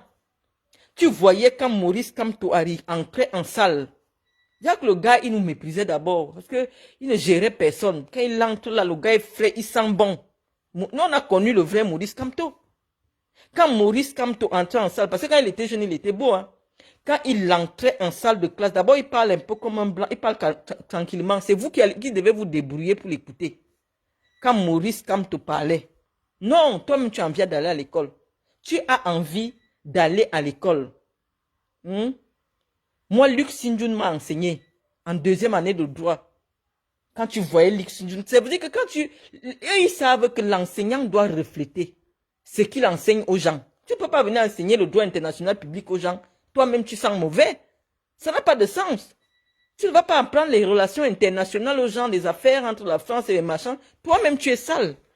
Donc, eux, à leur niveau, au niveau de l'université, parce que eux, à ce niveau-là, il y a quand même des bons salaires, les gars s'arrangent à être propres. Et nous, on dit que, vraiment, ce qui se passe au niveau de l'université, on peut aussi le retrouver au lycée, pour donner l'envie aux enfants d'aimer la connaissance. Tu comprends un peu? Donc, il faut que l'enseignant soit le pilier de la société camerounaise. Et non, comment tu appelles ça? Comment on les appelle même? Les parias de la société. Parce que quand quelqu'un, tu dis à quelqu'un que non, mon mari est professeur, limite il a envie de te cracher dessus. Limite il veut te cracher dessus parce que tu ne représentes rien. Ton mari est professeur et puis quoi? Et puis quoi? Moi, pourquoi je refuse d'aller enseigner au Cameroun? Parce qu'on va me dire qu'on va me payer 500 000, 600 000. Moi, j'ai des enfants en Europe, j'ai des factures à payer. 600 000, je dois payer mon loyer. C'est que ce n'est même pas seulement 24 mois de loyer que je devais. Je ne pouvais même pas payer les 6 mois d'avance d'un loyer. Parce qu'avec 600 000 au Cameroun, avec tes enfants qui sont en Europe, ce n'est pas suffisant. Donc, je préfère être en freelance. Je cherche mon petit argent partout, un peu en Afrique. Hein? Je cherche là où je peux avoir, j'ai. Mais aller m'asseoir pour enseigner les enfants des gens pour 500 000, moi, je n'accepte pas. Peut-être quand j'aurai 60 ans, je vais enseigner dans une université. Mais pour le moment, je cherche l'argent parce que je suis en train de bâtir la vie de mes enfants. Donc, nous, on a nos vrais problèmes. Vous voulez nous perdre le temps dans les clashs à la con. Hein, Amazon. Moi, je t'ai dit, j'ai écouté ta musique 2 minutes. Anga furunyu, anga furunyu, anga furunyu, mwanga anga furunyu. Toi, tu te lèves pour t'asseoir pour dire que les fesses des femmes sentent mauvais, Amazon. Et tu veux que j'écoute tes conseils? Moi, je ne peux pas écouter tes conseils, Amazon. Je ne peux pas. Hmm? Peut-être tu as besoin que Madame Doulou t'envoie aussi un billet. Elles ont l'argent. Mais c'est une grosse escroc. C'est une escroc. C'est-à-dire, dès qu'elle finit de rassembler les 4 millions de gens pour envoyer à l'ENAM, c'est pour ça qu'elle gonfle comme ça le mauvais argent des gens qu'elle mange. Elle s'assoit maintenant, elle commence à payer des folles sur Internet pour insulter les gens. Elle-même, elle crée les faux profils avec Chantal. Ils viennent s'asseoir sur Internet, ils insultent les gens. Quand ils ont déjà bu l'alcool. Tu crois que ces femmes-là font quoi? Est-ce qu'elle a un cabinet? Non. Est-ce qu'elle a un bureau? Non. Tu crois qu'en longueur de journée, elles font quoi? Elles créent des faux profils. Elles vont de page en page. Et vous t'as montré quoi? Ah, je m'avais lui dit que c'est ça qui sont faux. Je m'en fous d'elle. Machin, machin. Tu vois un faux profil qui s'agite sur ma page toute la journée. Alors que c'est la première dame de ton pays. Elle t'insulte comme ça pour rien à cause du champagne. Elle dit qu'elle a déjà bu le champagne. Elle cherche qu'elle va insulter qui aujourd'hui. Je vais insulter qui? Elle tombe sur ma page. Elle m'insulte pour rien. Moi aussi, je ne connais pas que c'est la première dame. Je vois un faux profil qui m'insulte. Je viens aussi, j'insulte. Alors que dans le clash, là, je suis déjà en train d'insulter la première dame du Cameroun. Elle sort donc maintenant de son faux profil. Elle dit qu'elle m'a insulté l'autre jour. M'a insulté l'autre jour. Alors que moi, je ne savais pas que c'est le faux profil. Moi, j'ai vu un faux profil, une femme qui vient m'insulter que mes sacs ont fait. Parce que il y a un style de profil qui vient souvent sur ma page. Je demande que c'est comment. Oh, ton sac est comme ça. Oh, ton argent. Je dis, mais pourquoi? Moi, j'ai des professeurs sur ma page. J'ai des docteurs sur ma page. C'est quoi ces préoccupations que certains faux profils ont sur ma page? Tu vois, une femme, elle est là toute la journée, m'insulte. Tes sacs là, tu crois que tu es quoi? Machin. Moi aussi, je viens répondre, alors que je réponds à la première dame du Cameroun, qui vient me répondre avec son profil Agatha Pine les jaloux. Il y a les profils là sur Facebook, Agatha Pine les jaloux. C'est-à-dire que le profil Agatha Pine les jaloux, dès que je crée parce que j'ai déjà créé plusieurs pages sur Facebook. Dès que je crée une page, il y a un profil là, Agatha Pine les jaloux. Je ne sais pas quelle femme a le profil Agatha Pine les jaloux. Dès que je crée, oui, tu n'es rien, tu n'as rien, tes sacs sont comme ça, tu es comme ça avec tes sacs. Mes abonnés même sont souvent dépassés que Marlène. Ça, c'est quel genre de conversation que... Je dis que ces femmes-là, les femmes du Serac qui ne travaillent pas, qui n'ont rien à faire, là, elles créent les pauvres profils, elles sont sur ma page. Ouais, tu n'es rien. Mais sont mes abonnés qui peuvent être mes témoins. Parce qu'elles-mêmes, elles sont souvent dépassées que Marlène, son problème est quoi maintenant avec les sacs, avec les femmes, avec... Vous êtes mes témoins. Agatha, voilà Camélia qui dit qu'elle connaît. Agatha Pine les jaloux. Agatha Pine les jaloux. Agatha Pine les jaloux, mon Dieu, elle alors, elle a si. Je te dis que j'ai plus de sacs que toi, Mvutu, j'ai plus de sacs que toi. Je te dis que tu ne peux même pas laver le sol chez moi, Mvutu. Quand tu vois, il y a une femme venir prendre 10 Marlène Mvutu. Tu ne peux pas laver le sol chez moi. Ça doit être la femme d'un grand. C'est la femme de quelqu'un qui est en haut. Moi aussi, j'ai aussi la moi et bagarre avec un faux profil alors que c'est Chantou. Ouais, ma mère. J'ai fini de t'insulter copieusement en faux profil. Je ne connais pas. Mieux, elle crée son vrai profil. Elle vient nous retrouver, sinon on va la respecter. Parce qu'en faux profil, quand je suis... Voilà Céline Kamga qui dit qu'elle est témoin. Vous êtes mes témoins. Vous êtes mes témoins. Tu crois que tu peux entrer chez MS Mvutu? Tu crois que tu peux entrer chez MS? Je dis que qui est? Les qui sont sur ma page que je te dis, regarde alors son MS là, regarde, MS. Hein, tu peux entrer chez MS toute la journée et même insulter avec une femme à cause du sac MS. Est-ce que je connais que c'est ma mère? Je ne connais pas. Je viens encore, je la bombarde. Dès qu'elle sort de là, on va la souiller. Elle croit qu'elle est quoi? On va envoyer la police chez elle. Ils vont la filmer, on va la mettre sur Facebook. C'est comme ça que je me retrouve sur Facebook. Moi, j'ai fini d'insulter Agatha Pine les jaloux. Agatha Pine les jaloux, quitte sur ma page, pardon. Agatha Pine. Agatha Pine les jaloux, quitte sur ma page. Parce que moi, quand je te réponds parce que je sais que tu as un faux profil. Voilà BP de Gosse qui connaît le projet là. Agatha Pine les jaloux. Agatha Pine les jaloux. Dès que je publie seulement quelque chose, Agatha Pine les jaloux vient s'asseoir. Mvutu, tu es quoi? Tu peux entrer. Quand une femme me demande déjà, moi, Mvutu, est-ce que tu peux entrer chez Hermès? Ça veut dire que c'est une femme d'un tété. C'est les femmes que, mais, ce n'est pas les Nathalie, quoi. Ce n'est pas les Coco Emilia. C'est un niveau de femmes que elles sont assises, elles n'ont pas de travail. Elles s'ennuient chez elles, elles viennent m'insulter. Donc c'est comme ça que mes problèmes avec les mamans là ont commencé. Moi je ne savais pas, j'ai insulté les faux profils. Je ne savais pas que c'était leur profil. Je ne savais pas que c'était leur profil.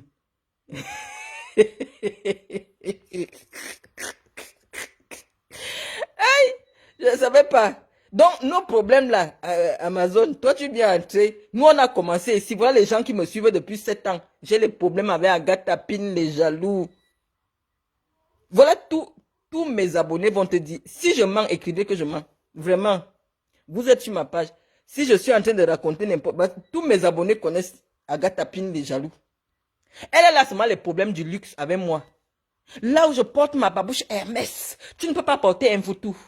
Tu ne peux pas porter. Moi, chaque je voyage en jet privé. Un vautour, tu ne peux pas voyager en jet privé. Je dis, quand moi aussi j'étais, je voyageais aussi en jet privé. Elle dit que jamais tu conduis ta vie au passé. Moi, je suis. Quelle est la femme au Cameroun qui va me dire qu'elle est voyage en jet privé? Oh, Agatha Pin des jaloux, pardon, quitte sur ma page. Pardon, maman. Quitte sur ma page. Parce qu'une femme, si une femme qui est au Cameroun, elle est au marché, elle ne peut pas venir me dire qu'elle est voyage en jet privé. Que moi, je ne peux pas l'atteindre à la cheville. Parce que je ne sais pas, mais tous mes amis ont déjà vu ces profils-là. Il y a un tas de petits profils-là qui viennent souvent me dire qu'il y a un voutou là où je voyage en jet privé, tu ne peux pas. Donc moi, je les insulte comme ça en faux profil. Je ne connais pas. Hein, je ne connais pas. Donc, Amazon, je ne vais pas rester longtemps parce qu'on ne va pas perdre nos internautes. Moi, j'ai décidé, je suis en exil. Ne me laissez pas les histoires d'aller au pays, aller au pays. Je ne venais jamais au pays, je vous dis. J'avais fait, la dernière fois avant d'aller au Cameroun, j'avais déjà fait peut-être 6-5 ans sans aller au Cameroun. Lorsque j'ai lancé les activités, les ailes de l'Afrique, puisque je crée les ailes de l'Afrique en 2019, mais les gens qui veulent m'aider me disent que on peut souvent te donner les choses que tu peux donner en Afrique. Donc il fallait absolument que je revienne au Cameroun, que je crée un semblant de stabilité, des bureaux, des machins, pour que quand on m'envoie les choses, parce que les Blancs aiment quand ils savent que tu es sur place. C'est dans ce sens que je suis venu.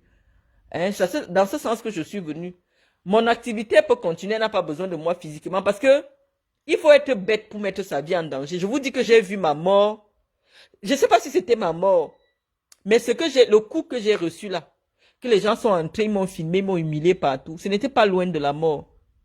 Et donc, je ne suis pas inconsciente pour, à l'état actuel des choses, mais même plus tard, de souvent revenir encore m'amuser au Cameroun. C'est terminé. Moi, je pensais que non, avec tout le soutien que j'ai fait là, on a combattu la basse. Je devais quand même avoir quelques petits soutiens. Vous savez, quand j'écrivais comment tu l'appelles? À Calibro. J'étais tout feu, tout flamme sur les gens qui combattaient le régime. Moi, je croyais que, oh, je vais arriver là-bas. Au moins, le petit peu que j'essaie de faire, on va me laisser le faire. Quand tu es soutien du régime, quand tu as des amis dans le régime, le minimum quand même, le minimum. Hein, on ne peut pas vouloir venir m'agresser. Au moins, le commissaire de Dja sait que Marlène Mvoutou habite à tel endroit. Puisque quand on les a appelés, ils sont arrivés chez moi, personne ne leur a dit où se trouve la maison. Ça veut dire que quand ils ont des personnalités publiques dans les quartiers, ils connaissent. Quand on a appelé le commissaire de Dja, à la minute qui suivait, il y avait déjà la police chez moi. Il y avait la police chez moi. Et donc, moi d'abord, je ne faisais pas le rapprochement. C'est pour ça que j'ai envie de banaliser cette histoire. Je sais que c'est les problèmes des femmes. C'est des problèmes comme les femmes qui ne sont pas trop allées à l'école. Elles sont trop basiques. Moi, j'ai fini de t'insulter en faux profil. Je sais que tu es Agatha Pin, les jaloux. Donc, toi et moi, on est en guerre dans le faux profil. Mais je ne connais pas qu'en vrai, tu vas me sortir le bazooka. La guerre de Facebook reste sur Facebook. Hein? La guerre de Facebook ne sort pas de Facebook. Moi, j'ai fini de vous insulter en faux profil. Je ne savais pas que c'était vous. Mais maintenant, moi, je parle de la politique. Je dis que moi, je ne peux plus vous soutenir. Je ne vous soutiens pas parce que vous ne m'avez pas donné l'argent pour payer ma maison, non. Je vous soutiens parce que je suis allé toucher les problèmes. Je ne vous soutiens plus parce que quand j'étais en France, quand Jumanto monte ces choses, je dis que les Bamileke exagèrent. Le problème du Cameroun, c'est les Bamileke. Les Bamileke dérangent. On doit tous les chasser même du Cameroun. Mais moi-même, je suis arrivé, j'ai vu Ce n'était pas des Bamileke. Je suis allé voir dans les villages des Boulous. Je suis arrivé dans les villages des Boulous du département de Paul Biya. J'ai pleuré. J'ai vu la misère des gens du département de Paul Biya. J'ai dit, ça ne peut plus continuer. Mieux, on donne même à un Bamileke. Parce que le Bamileke sait que nous, on n'est pas ses frères. Donc, il va tout faire pour développer notre village. Parce que s'il ne nous développe pas, nous, on ne va pas voter pour lui. Donc, le tout, si 41 ans, c'est beaucoup. Parce que nous savons chez nous que quand c'est un Boulou qui est au pouvoir, il sait que nos votes lui sont acquis par le simple fait que le Boulou ne trahit jamais son frère. Donc, il va nous traîner par terre. Il va prendre tous nos pères, toutes nos élites. Il va jeter en prison. Il sait que personne ne va se rebeller pour dire que, mais bien, tu as pris tes petits frères ici au village, que tu les amènes déjà à Yaoundé devenir les gens. Te voilà, maintenant tu reviens. Tu as fini de les enfermer dans les prisons. Quand on parle comme ça, est-ce que vous vous souvenez même encore d'Ababa? Est-ce que vous vous souvenez d'Ababa Polycarpe? Un gars brillant. S'il y a 200 jeunes du Djaï Lobo qui travaillent au ministère des Finances, aux impôts, c'est ce brillant homme du Djaï Lobo qui les a mis aux impôts. C'est ce brillant homme du Djaï Lobo qui on appelle Abba Polycarpe qui a mis au moins 300 jeunes aux impôts. C'est Polycarpe Abba qui les a mis en prison. Comment vous pouvez dire que vous allez revoter bien? Il a déjà quand même fait... Abba a déjà fait peut-être 15 ans de prison. Pourquoi vous ne demandez pas la libération d'une élite? Est-ce que vous savez le nombre d'années qu'il faut pour former un homme de la trempe d'Abba que le régime est en train de détruire? Est-ce que vous savez le nombre d'années qu'il faut pour former une tête comme Abba Polycarpe? Vous ne savez pas. Vous ne savez pas. Mais vous êtes là, vous soutenez quoi? Vous les gens du Djaï Lobo, vous soutenez quoi? Vous soutenez les gens qui vous méprisent. Parce que Ababa, quand il est arrivé, il l'a rempli, s'en foutait. C'est lui qui a créé les histoires qu'on appelle temporaires ou temporaires aux impôts. Il a rempli les jeunes là-dedans. Ces postes-là n'existaient pas. Quand Ababa Polycarpe est arrivé aux impôts, si les recettes étaient de 40 milliards, il a dit, permettez-moi de recruter les jeunes et je vous amène 200 milliards. Le président lui a donné l'autorisation de recruter les jeunes. Les impôts sont devenus efficaces au Cameroun. Avant, on vivait avec la dette. Hein. Mais quand Ababa est arrivé aux impôts, mais le gars a abattu un travail pas possible aux impôts. Il a abattu un travail pas possible. Et quand il a abattu ce travail comme ça, puisqu'il avait besoin des agents, le gars a ramassé les gars dans le Djaï Lobo. Il a ramassé les gars dans le Djaï Lobo. Il a versé, il s'en foutait. Mais les gars ont fait le travail. Normalement, le directeur des impôts, en temps normal, quand il fait, c'est qu'il est comme un commercial. S'il fait gagner à l'État 400 milliards, il a droit à 400 millions. Donc forcément, ça va être quelqu'un qui va avoir de l'argent. Mais on nous dit qu'il part en prison, pourquoi? On dit qu'il voulait déjà devenir président. C'est comme ça qu'avec le mot là qu'on a commencé à tuer les gens. On dit qu'il est allé partir, et pourquoi il est parti rencontrer Sarkozy au Gabon? Donc dans sa tête, c'est qu'il veut déjà remplacer Paul Biya. On a tué ce génie du département du Djaï Lobo. Rien que parce qu'on dit qu'il est parti rencontrer Sarkozy au Gabon et qu'il a envie de devenir président. Ça fait 15 ans aujourd'hui. Je me souviens, moi j'ai habité dans sa minicité. On l'a arrêté en 2008, ou en 2006, ou en 2008, je ne me souviens même plus. On l'a arrêté. On dit qu'il voulait devenir président. Il est en prison depuis 16 ans aujourd'hui. Depuis quand on arrête quelqu'un parce qu'on dit qu'il veut devenir président? On a trouvé des histoires, ça a fait que... Je vous dis qu'ici en France, quand quelque chose concerne déjà l'argent du contribuable, on vient seulement saisir tout ce que tu possèdes. On te fait avoir 1 an de prison, tu sors. Parce qu'il faut quand même limiter la responsabilité de la personne qui a la signature. Il a signé 7. Mais est-ce que dans l'argent qui est détourné, il est le seul qui prend ça? Non, il y a des gens, il est simplement responsable des gens qui n'ont pas fait leur travail. Donc les peines suisses, les peines mortifères que la justice camerounaise donne aux gens, des peines politiques, ça n'a pas de sens. Si Ababa a eu l'argent, l'État du Cameroun a la possibilité de faire saisir ses biens, de faire saisir les biens de ses enfants, de poursuivre même l'argent, même s'il a caché. Ou je vous dis déjà que ce n'est pas possible de venir cacher l'argent en Europe.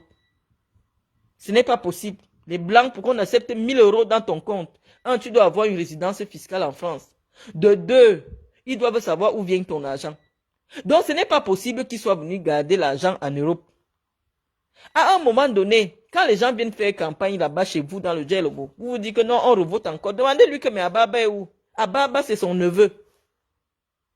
Comment tu peux laisser ton neveu 16 ans en prison si tu es un être humain? Il a pris un peu, oui.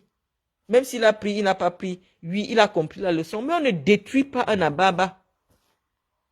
Vous êtes comment? On ne détruit pas un Ababa. On dit, tu as volé, tu ne peux plus, tu ne seras pas ministre, et on arrache tout ce que tu possèdes. C'est déjà beaucoup.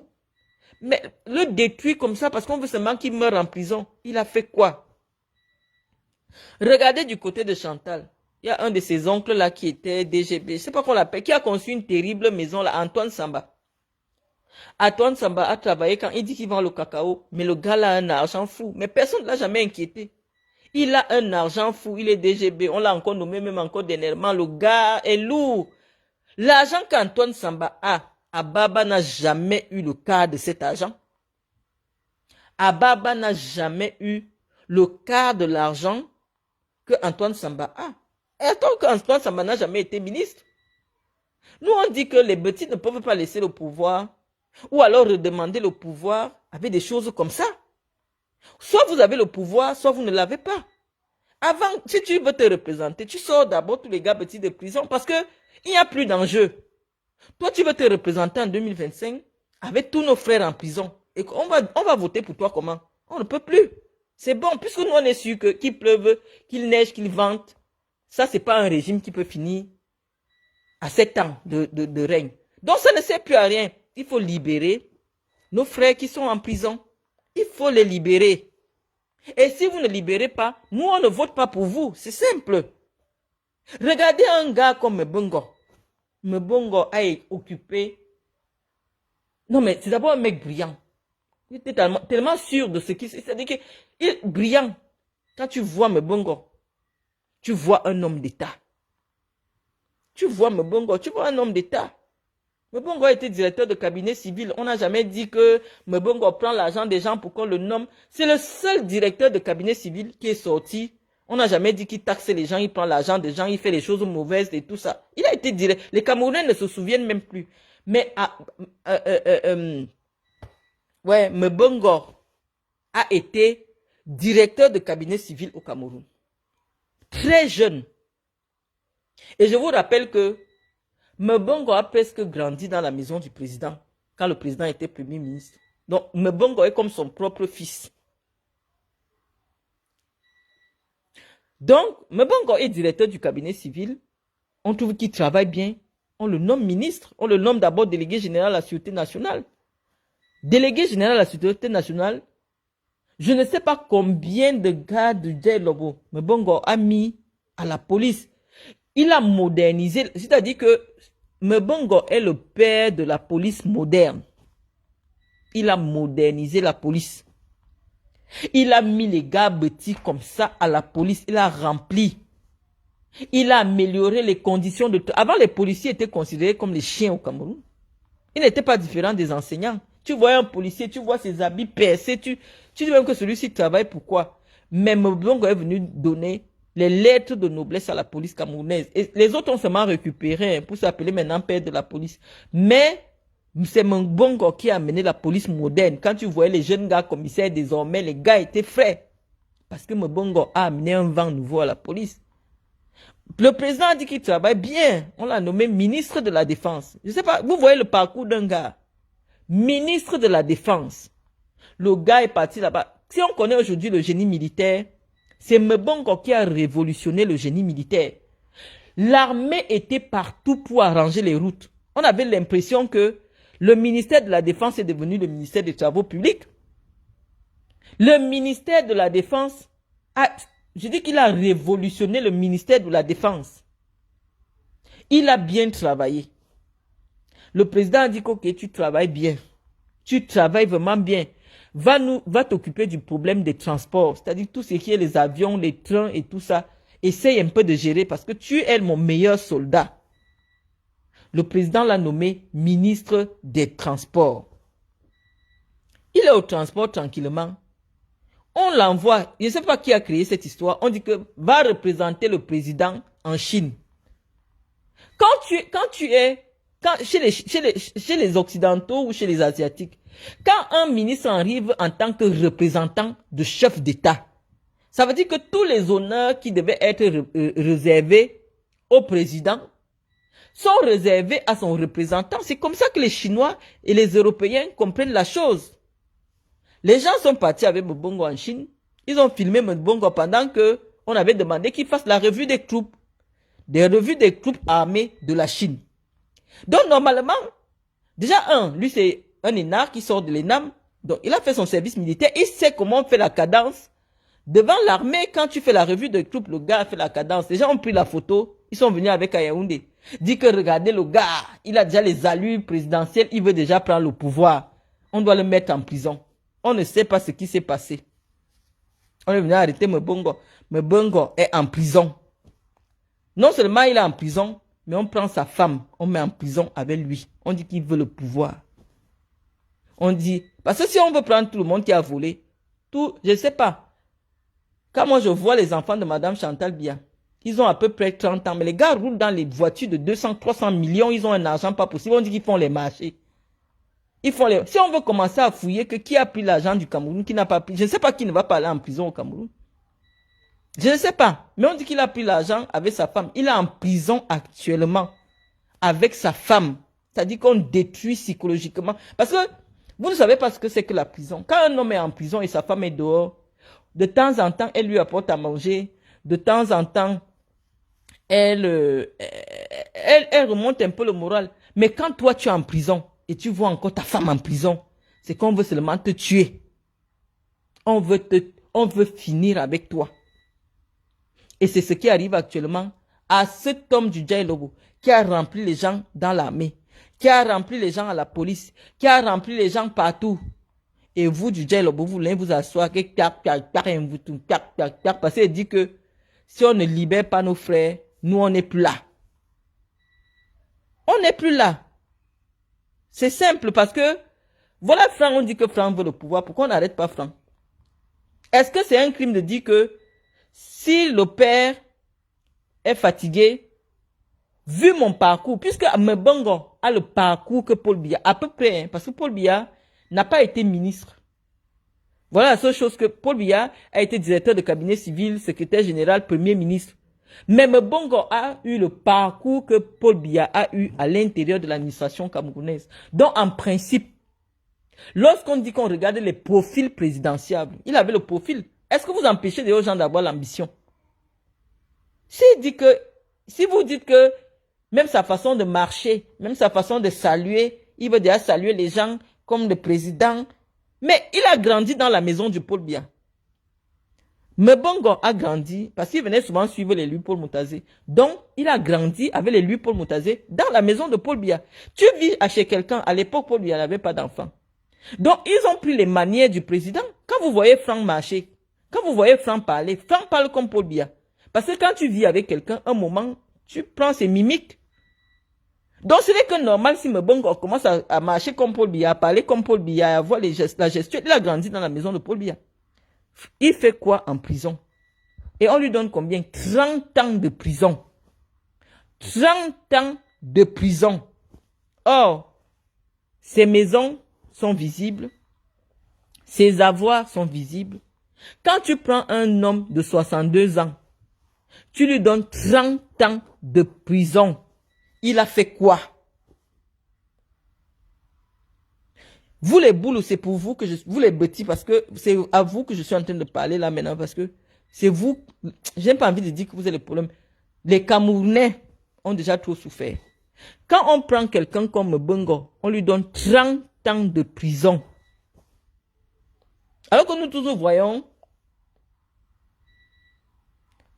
voyons, les gens qui poussent les châteaux tous les jours, tu vois quelqu'un dit que oh, après le gars a des milliards et tout. Tout cela, si on commence à vouloir vérifier, personne n'a une boutique, personne n'est un héritier, personne n'a rien fait. Tous ont des maisons au golf, ils ont des maisons partout. Mais pourquoi c'est seulement les jeunes du Djei Lobo qu'on arrête? Et vous du Djei Lobo, vous venez encore vous asseoir pour dire qu'il y aura la campagne, pour dire que non, non, non, on doit encore voter. Il y a 0 vote. 0 vote. On ne vote pas. Moi, je ne fume pas le chanvre. Karine Nikez à Bossolo. Nous, on dit 0 vote. Parce qu'on ne peut pas prendre quelqu'un. On ne peut pas prendre quelqu'un, un haut commis de l'État, qui a peut-être commis des fautes de gestion. C'est normal. C'est-à-dire que quand tu as sous ta responsabilité des très gros budgets à gérer, par exemple, quand on te parle du budget de l'armée, je crois que c'est soit le premier budget, hein, soit le deuxième budget de l'État du Cameroun.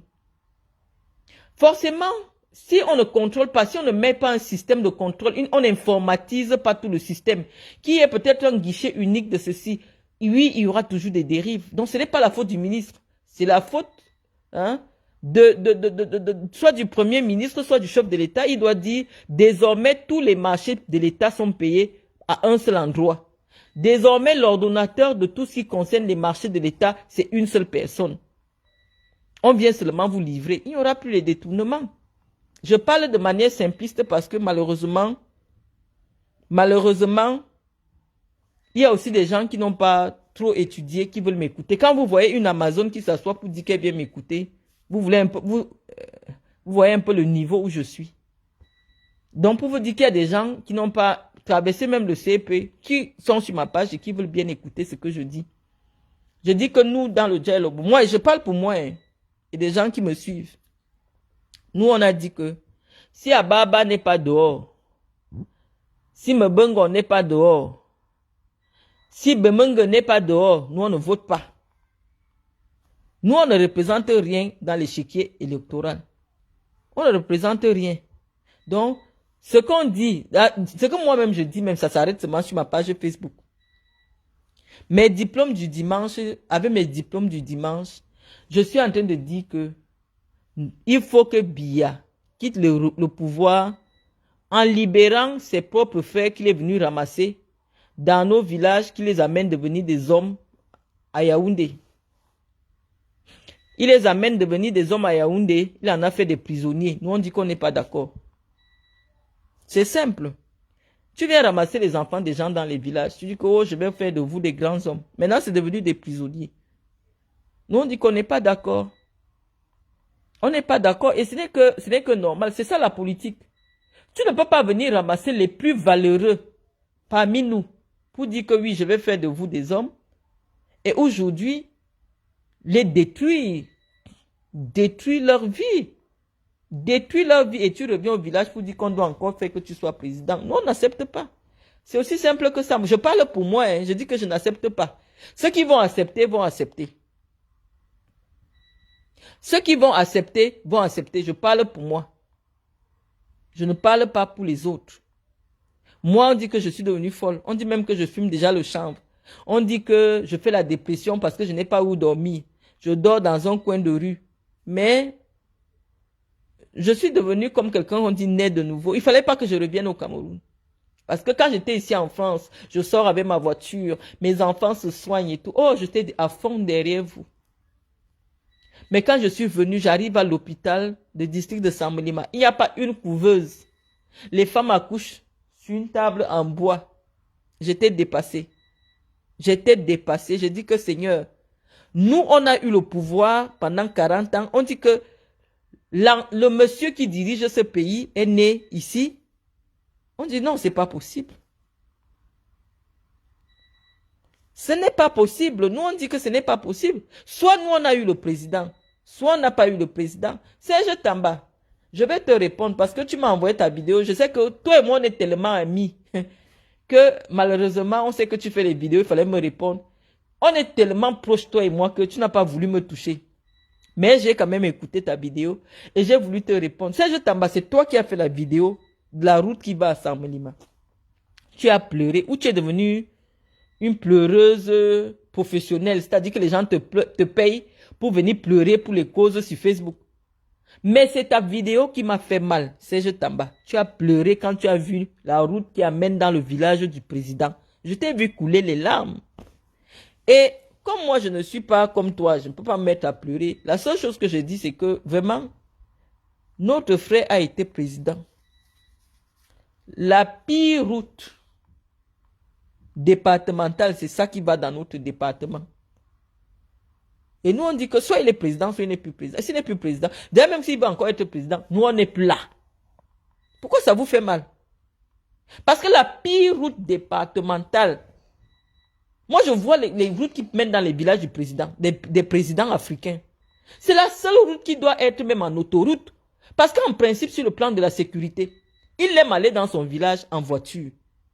Donc, et lui, quand il vient, il est en cortège. Les gars sont à 180 à l'heure. Donc, en principe, c'est la route même où il devait avoir l'autoroute. Pas pour faire plaisir aux populations, mais pour protéger le chef de l'État. Mais quand tu vois la langue de chat, comme Zuman te dit souvent, la langue de chat qui vient à Samelima, c'est un problème. Nous, on se dit que soit vous utilisez seulement notre frère comme mascotte, mais c'est vous qui gérez. La preuve est que vous vous en foutez de lui-même. Vous en foutez de lui. Vous savez qu'il ne peut plus signer le remaniement. Donc vous faites comme vous voulez. Vous vous en foutez même de lui. On a vu dernièrement. Est-ce que sa voiture n'est pas venue tomber en panne au 20 mai? Est-ce qu'il faut encore une preuve pour nous montrer que vous vous en foutez du président? Comment la voiture du chef de l'État peut tomber en panne en plein 20 mai? Hein? Est-ce qu'il faut encore des signes pour montrer que l'homme ne gère plus rien? Il n'y a pas la route pour aller dans son village. Quand vous allez faire vos obsèques nationales, vous allez passer où? Vous allez dormir où même? Vous connaissez même le Samelima, vous connaissez le Djailowo. Vous savez ce que c'est que accueillir les obsèques d'un président? Est-ce que vous savez ce que c'est que un président meurt et vous devez accueillir les gens qui vont venir du monde entier?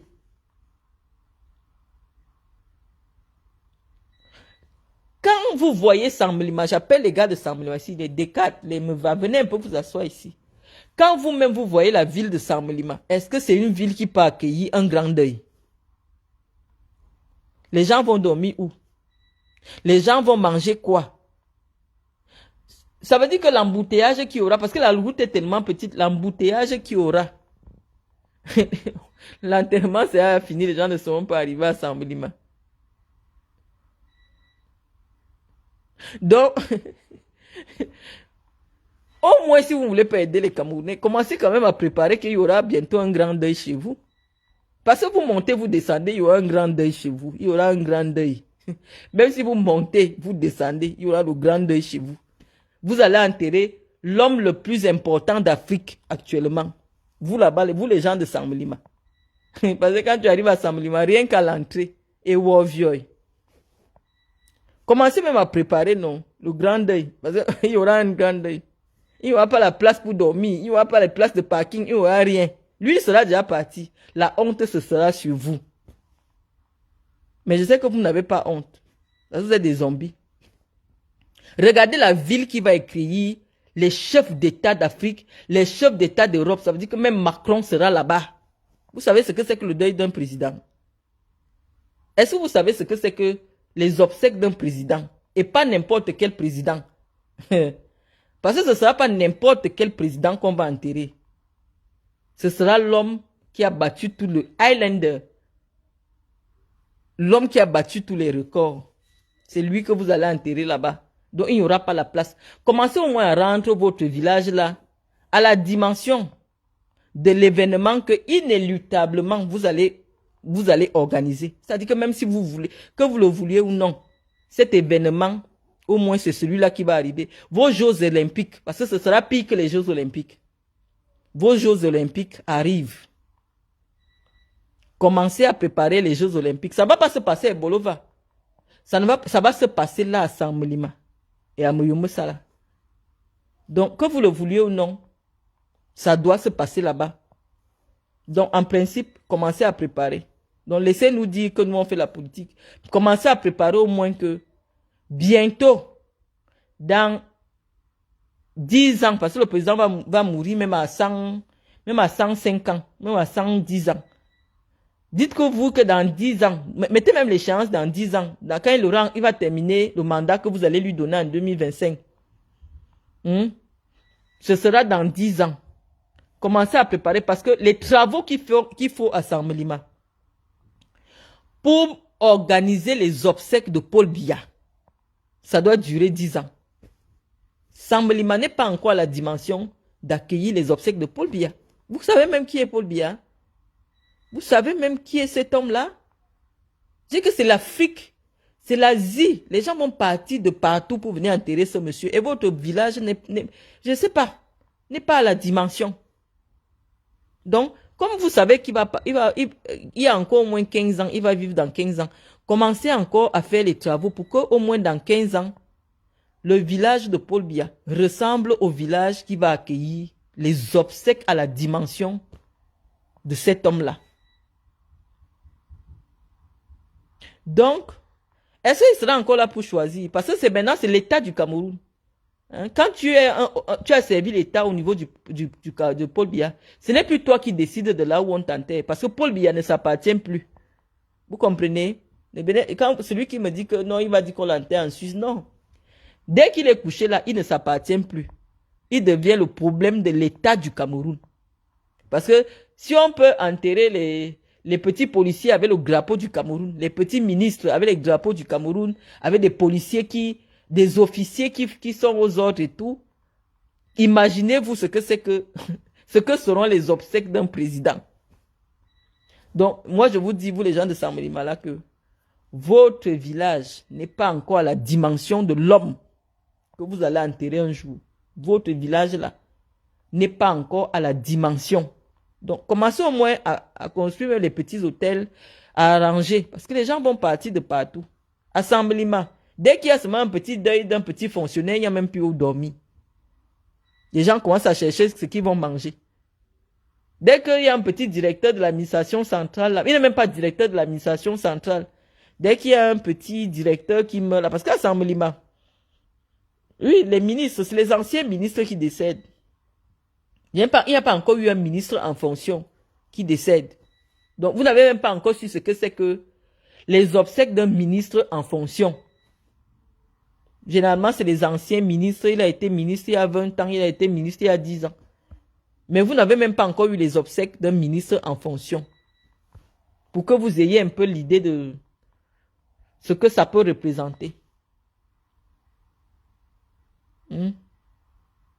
Donc, commencez au moins à arranger ce village, cette ville, pour qu'elle soit la dimension de l'événement qui est inéluctable, qui va arriver à Samulima. Parce que les gens vont partir de partout. On va dire, hey, les gens, si ont eu le pouvoir pendant...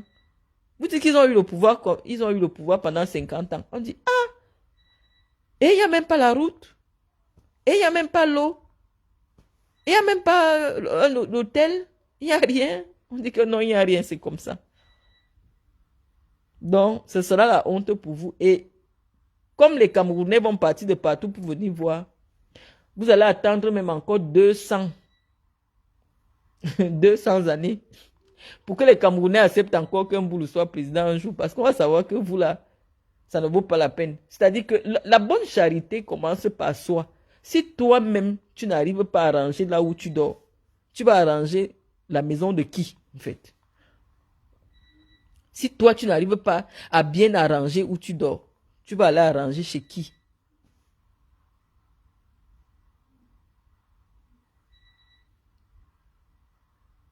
Donc,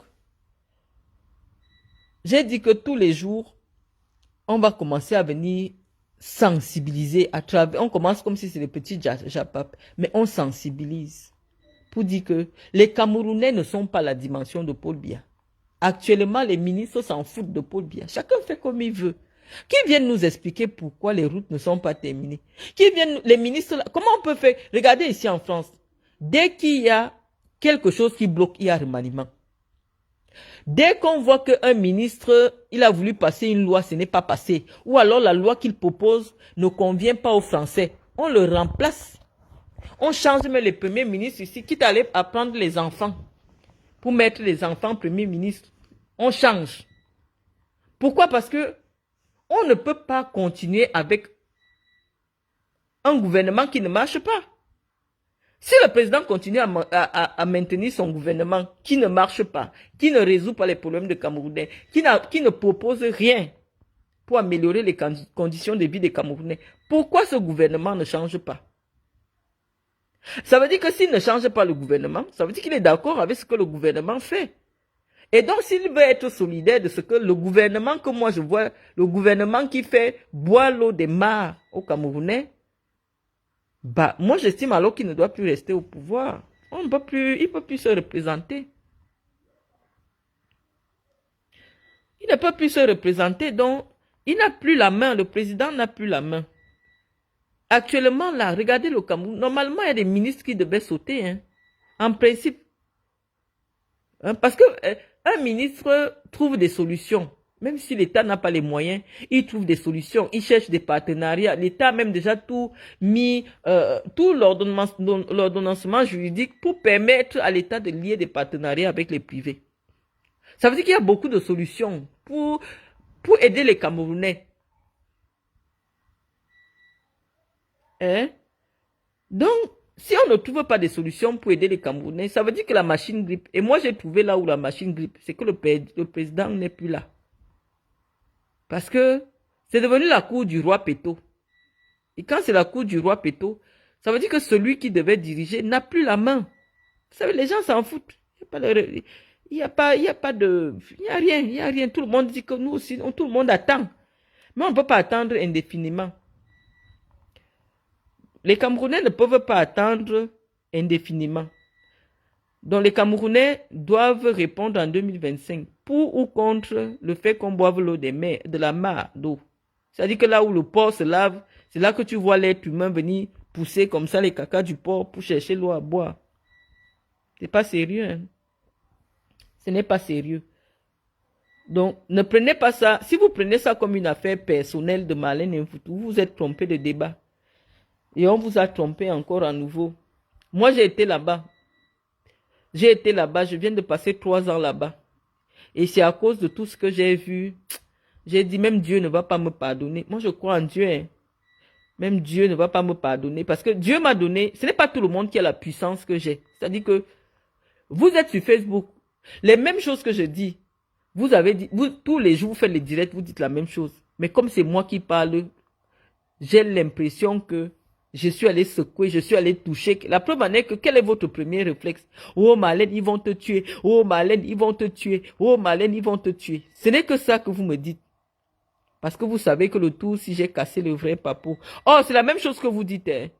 Tous les jours. Sauf que il y a des personnes, quand ça vient d'eux, ça prend une autre dimension. Et je sais que sur ma page, s'il y a 20 000 personnes, il y a 10 000 jeunes de Samblima. Je dis aux jeunes de Samblima que l'histoire vous en voudra. L'histoire. C'est-à-dire que vous allez répondre devant l'histoire. Je suis venu souvent vous rencontrer là-bas. Tous mes petits frères là, celui qui a un niveau moyen, il a la licence. Mais les gars sont là, même faire la moto, ils n'arrivent pas. Quand vous les voyez souvent aller casser les bamouns là, ils disent que même louer l'espace pour faire la boutique. Les boutiques à Samblima sont à 80 000 francs par mois. Qu'est-ce que tu vas vendre à Samblima pour louer une boutique à 80 000? Donc les gars sont là, ils sont au chômage, ils boivent l'alcool. Et dès qu'ils veulent se plaindre, on envoie 2 ou 3 personnes les amadouer. Ou comme ça, comme ça, comme ça, comme ça, comme ça, comme ça. Ces gens ne sont pas sérieux. Ils ne sont pas sérieux. C'est pour ça que vous avez toujours vu à chaque fois, dès qu'il y a une petite étincelle à Samblima, ça prend feu. Parce que dans tout le Cameroun, il n'y a pas une ville qui a un taux de chômage. Je dis que, comme Samblima, Je suis arrivé à Sambalima. Il n'y a pas un bon salon de coiffure. Que bon, une femme peut sortir de l'Europe. Elle vient aussi dire qu'elle est dans la ville de Chantal Biya. La plus belle première dame d'Afrique. Qui est belle, qui a 1 mètre, qui a 2 mètres. La plus belle première dame d'Afrique. Il n'y a pas un salon de coiffure. Je vous dis qu'à Sambalima, les petits salons de genre, comme pour, qui a même un très beau salon là. Comme pour Emma Louès. Même si Chantal ne veut pas mettre son nom, qu'elle ne veut pas qu'on dise que c'est elle. Elle peut... J'ai vu un moment Brenda vendait les perruques. Elle peut faire en sorte que Brenda ouvre un très beau salon de coiffure qui a un espace qui forme les filles de Sambalima et il y a un espace où les gens se coiffent. Toutes les semaines à Sambalima, les gens viennent et tout. Tu pars à Sambalima, même pour coller les ongles, il n'y a pas là où on colle les ongles. Lorsque je leur avais fait la conférence sur la formation et tout, je leur expliquais que en termes de taux de bénéfice, rien ne donne l'argent comme le fait de coller les ongles. Parce que tu achètes les ongles à 250, la colle à 100 francs, mais quelqu'un te paye 5000. En termes de pourcentage de bénéfice, c'est très élevé. À Sambalima, il n'y a pas un endroit où tu peux, un beau salon, où tu peux aller t'asseoir, on te fait les ongles, on te fait les pieds, on te masse, on te coiffe bien les belles perruques. Comme par exemple la fille qui a l'atelier de la lasse. Un tel institut qui forme et qui fait travailler, en termes d'investissement, ne nécessite pas 20 millions. Mais ces femmes-là ont préféré mettre Aline Zomo, Lolo Pipi. Bon, elle m'a encore rien fait. Lolo Fodja, dans l'avion, pour aller sauter à la canne, au lieu d'investir dans un centre de formation des métiers de la beauté pour la jeune femme du Djailobo.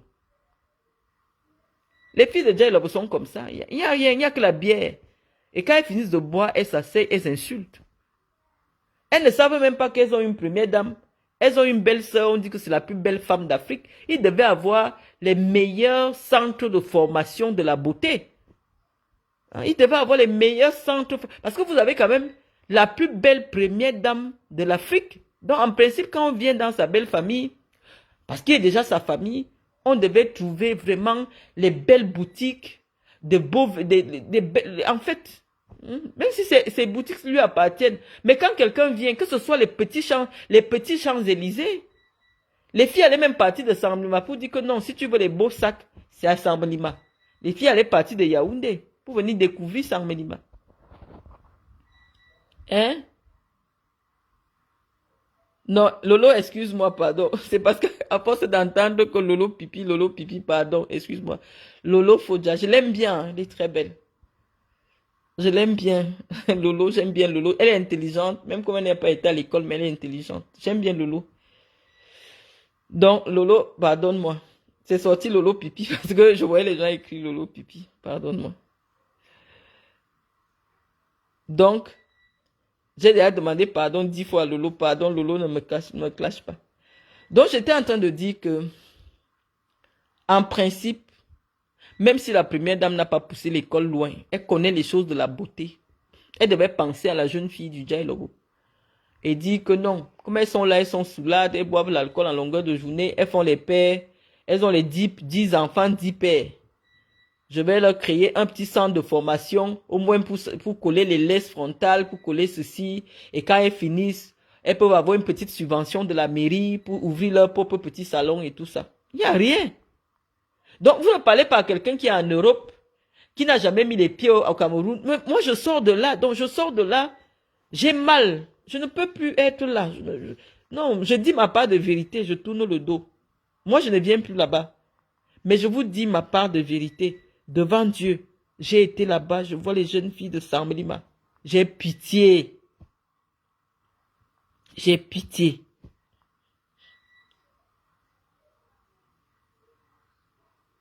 Donc, mes chers amis, on ne va pas rester longtemps. Je vous ai dit aujourd'hui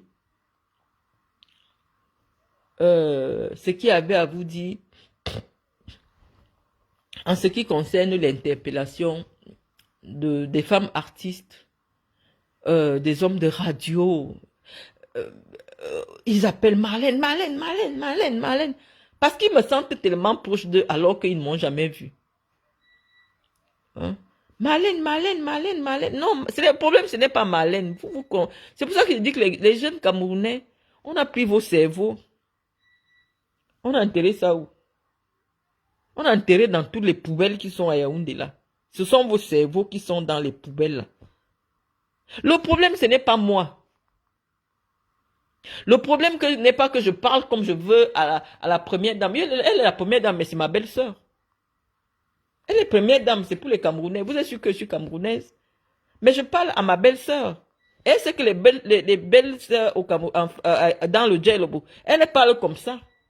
C'est pas parce que je parle à travers mon téléphone. C'est ma belle-sœur, je m'en fous. Donc, minimisez-moi. Ne parlez plus de moi. C'est pas moi qui suis le problème. Allez vous occuper de votre pays. Laissez-moi dire ce que je veux. Essayez un peu de m'isoler. Comme j'entends que maintenant le mot, quand elle ne veut pas de toi, quand Chantal ne veut pas de toi, elle appelle ces gens et dit que isolez tel, isolez. Je ne veux plus que les... Isolez tel. Comme le mot c'est isoler maintenant. Isolez-moi un peu. Ne venez plus. Ne me donnez pas le pouvoir que je n'ai pas. Parce que c'est vous qui attirez la violence dont je suis souvent victime. Les gens savent que Marlène est une personnalité écoutée.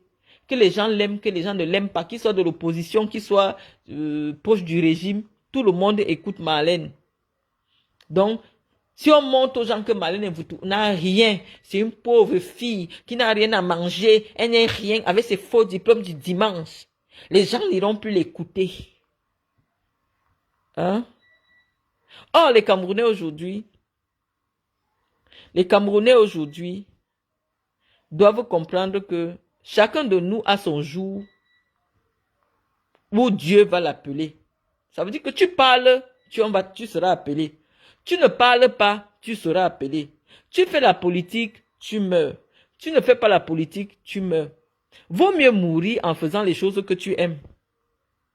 Vaut mieux mourir en laissant un souvenir. Parce que les boulous connaissent la chanson qu'on dit Binga Zukolo Sinu te keyene. Ajangemi sanate te amos. Zamba yolon bidveye be akoblo. Bot baye simsan ve mam binga bo. Bot baye simsan. Bot baye simsan. Bot baye simsan ve mam binga bo. Zamba yolon bidveye be akolo. Bot baye simsan ve mam binga bo. Ça veut dire quoi? Que quand Dieu va nous appeler, nous allons disparaître comme si on n'a jamais existé. Mais les gens ne se souviendront que de ce que nous avons fait quand nous étions vivants. Donc c'est le moment pour le président de la République, son Excellence Paul Biya, de nous laisser un très bon souvenir de lui. Parce que les gens, dans 30 ans, les gens ne se souviendront plus de lui, de sa personne, de comment il était. Les gens se souviendront des actes qu'il a posés.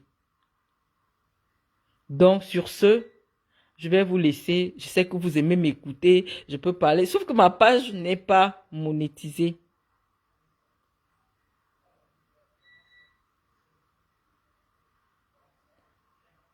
Donc, je vais vous laisser et ne pas rester longtemps.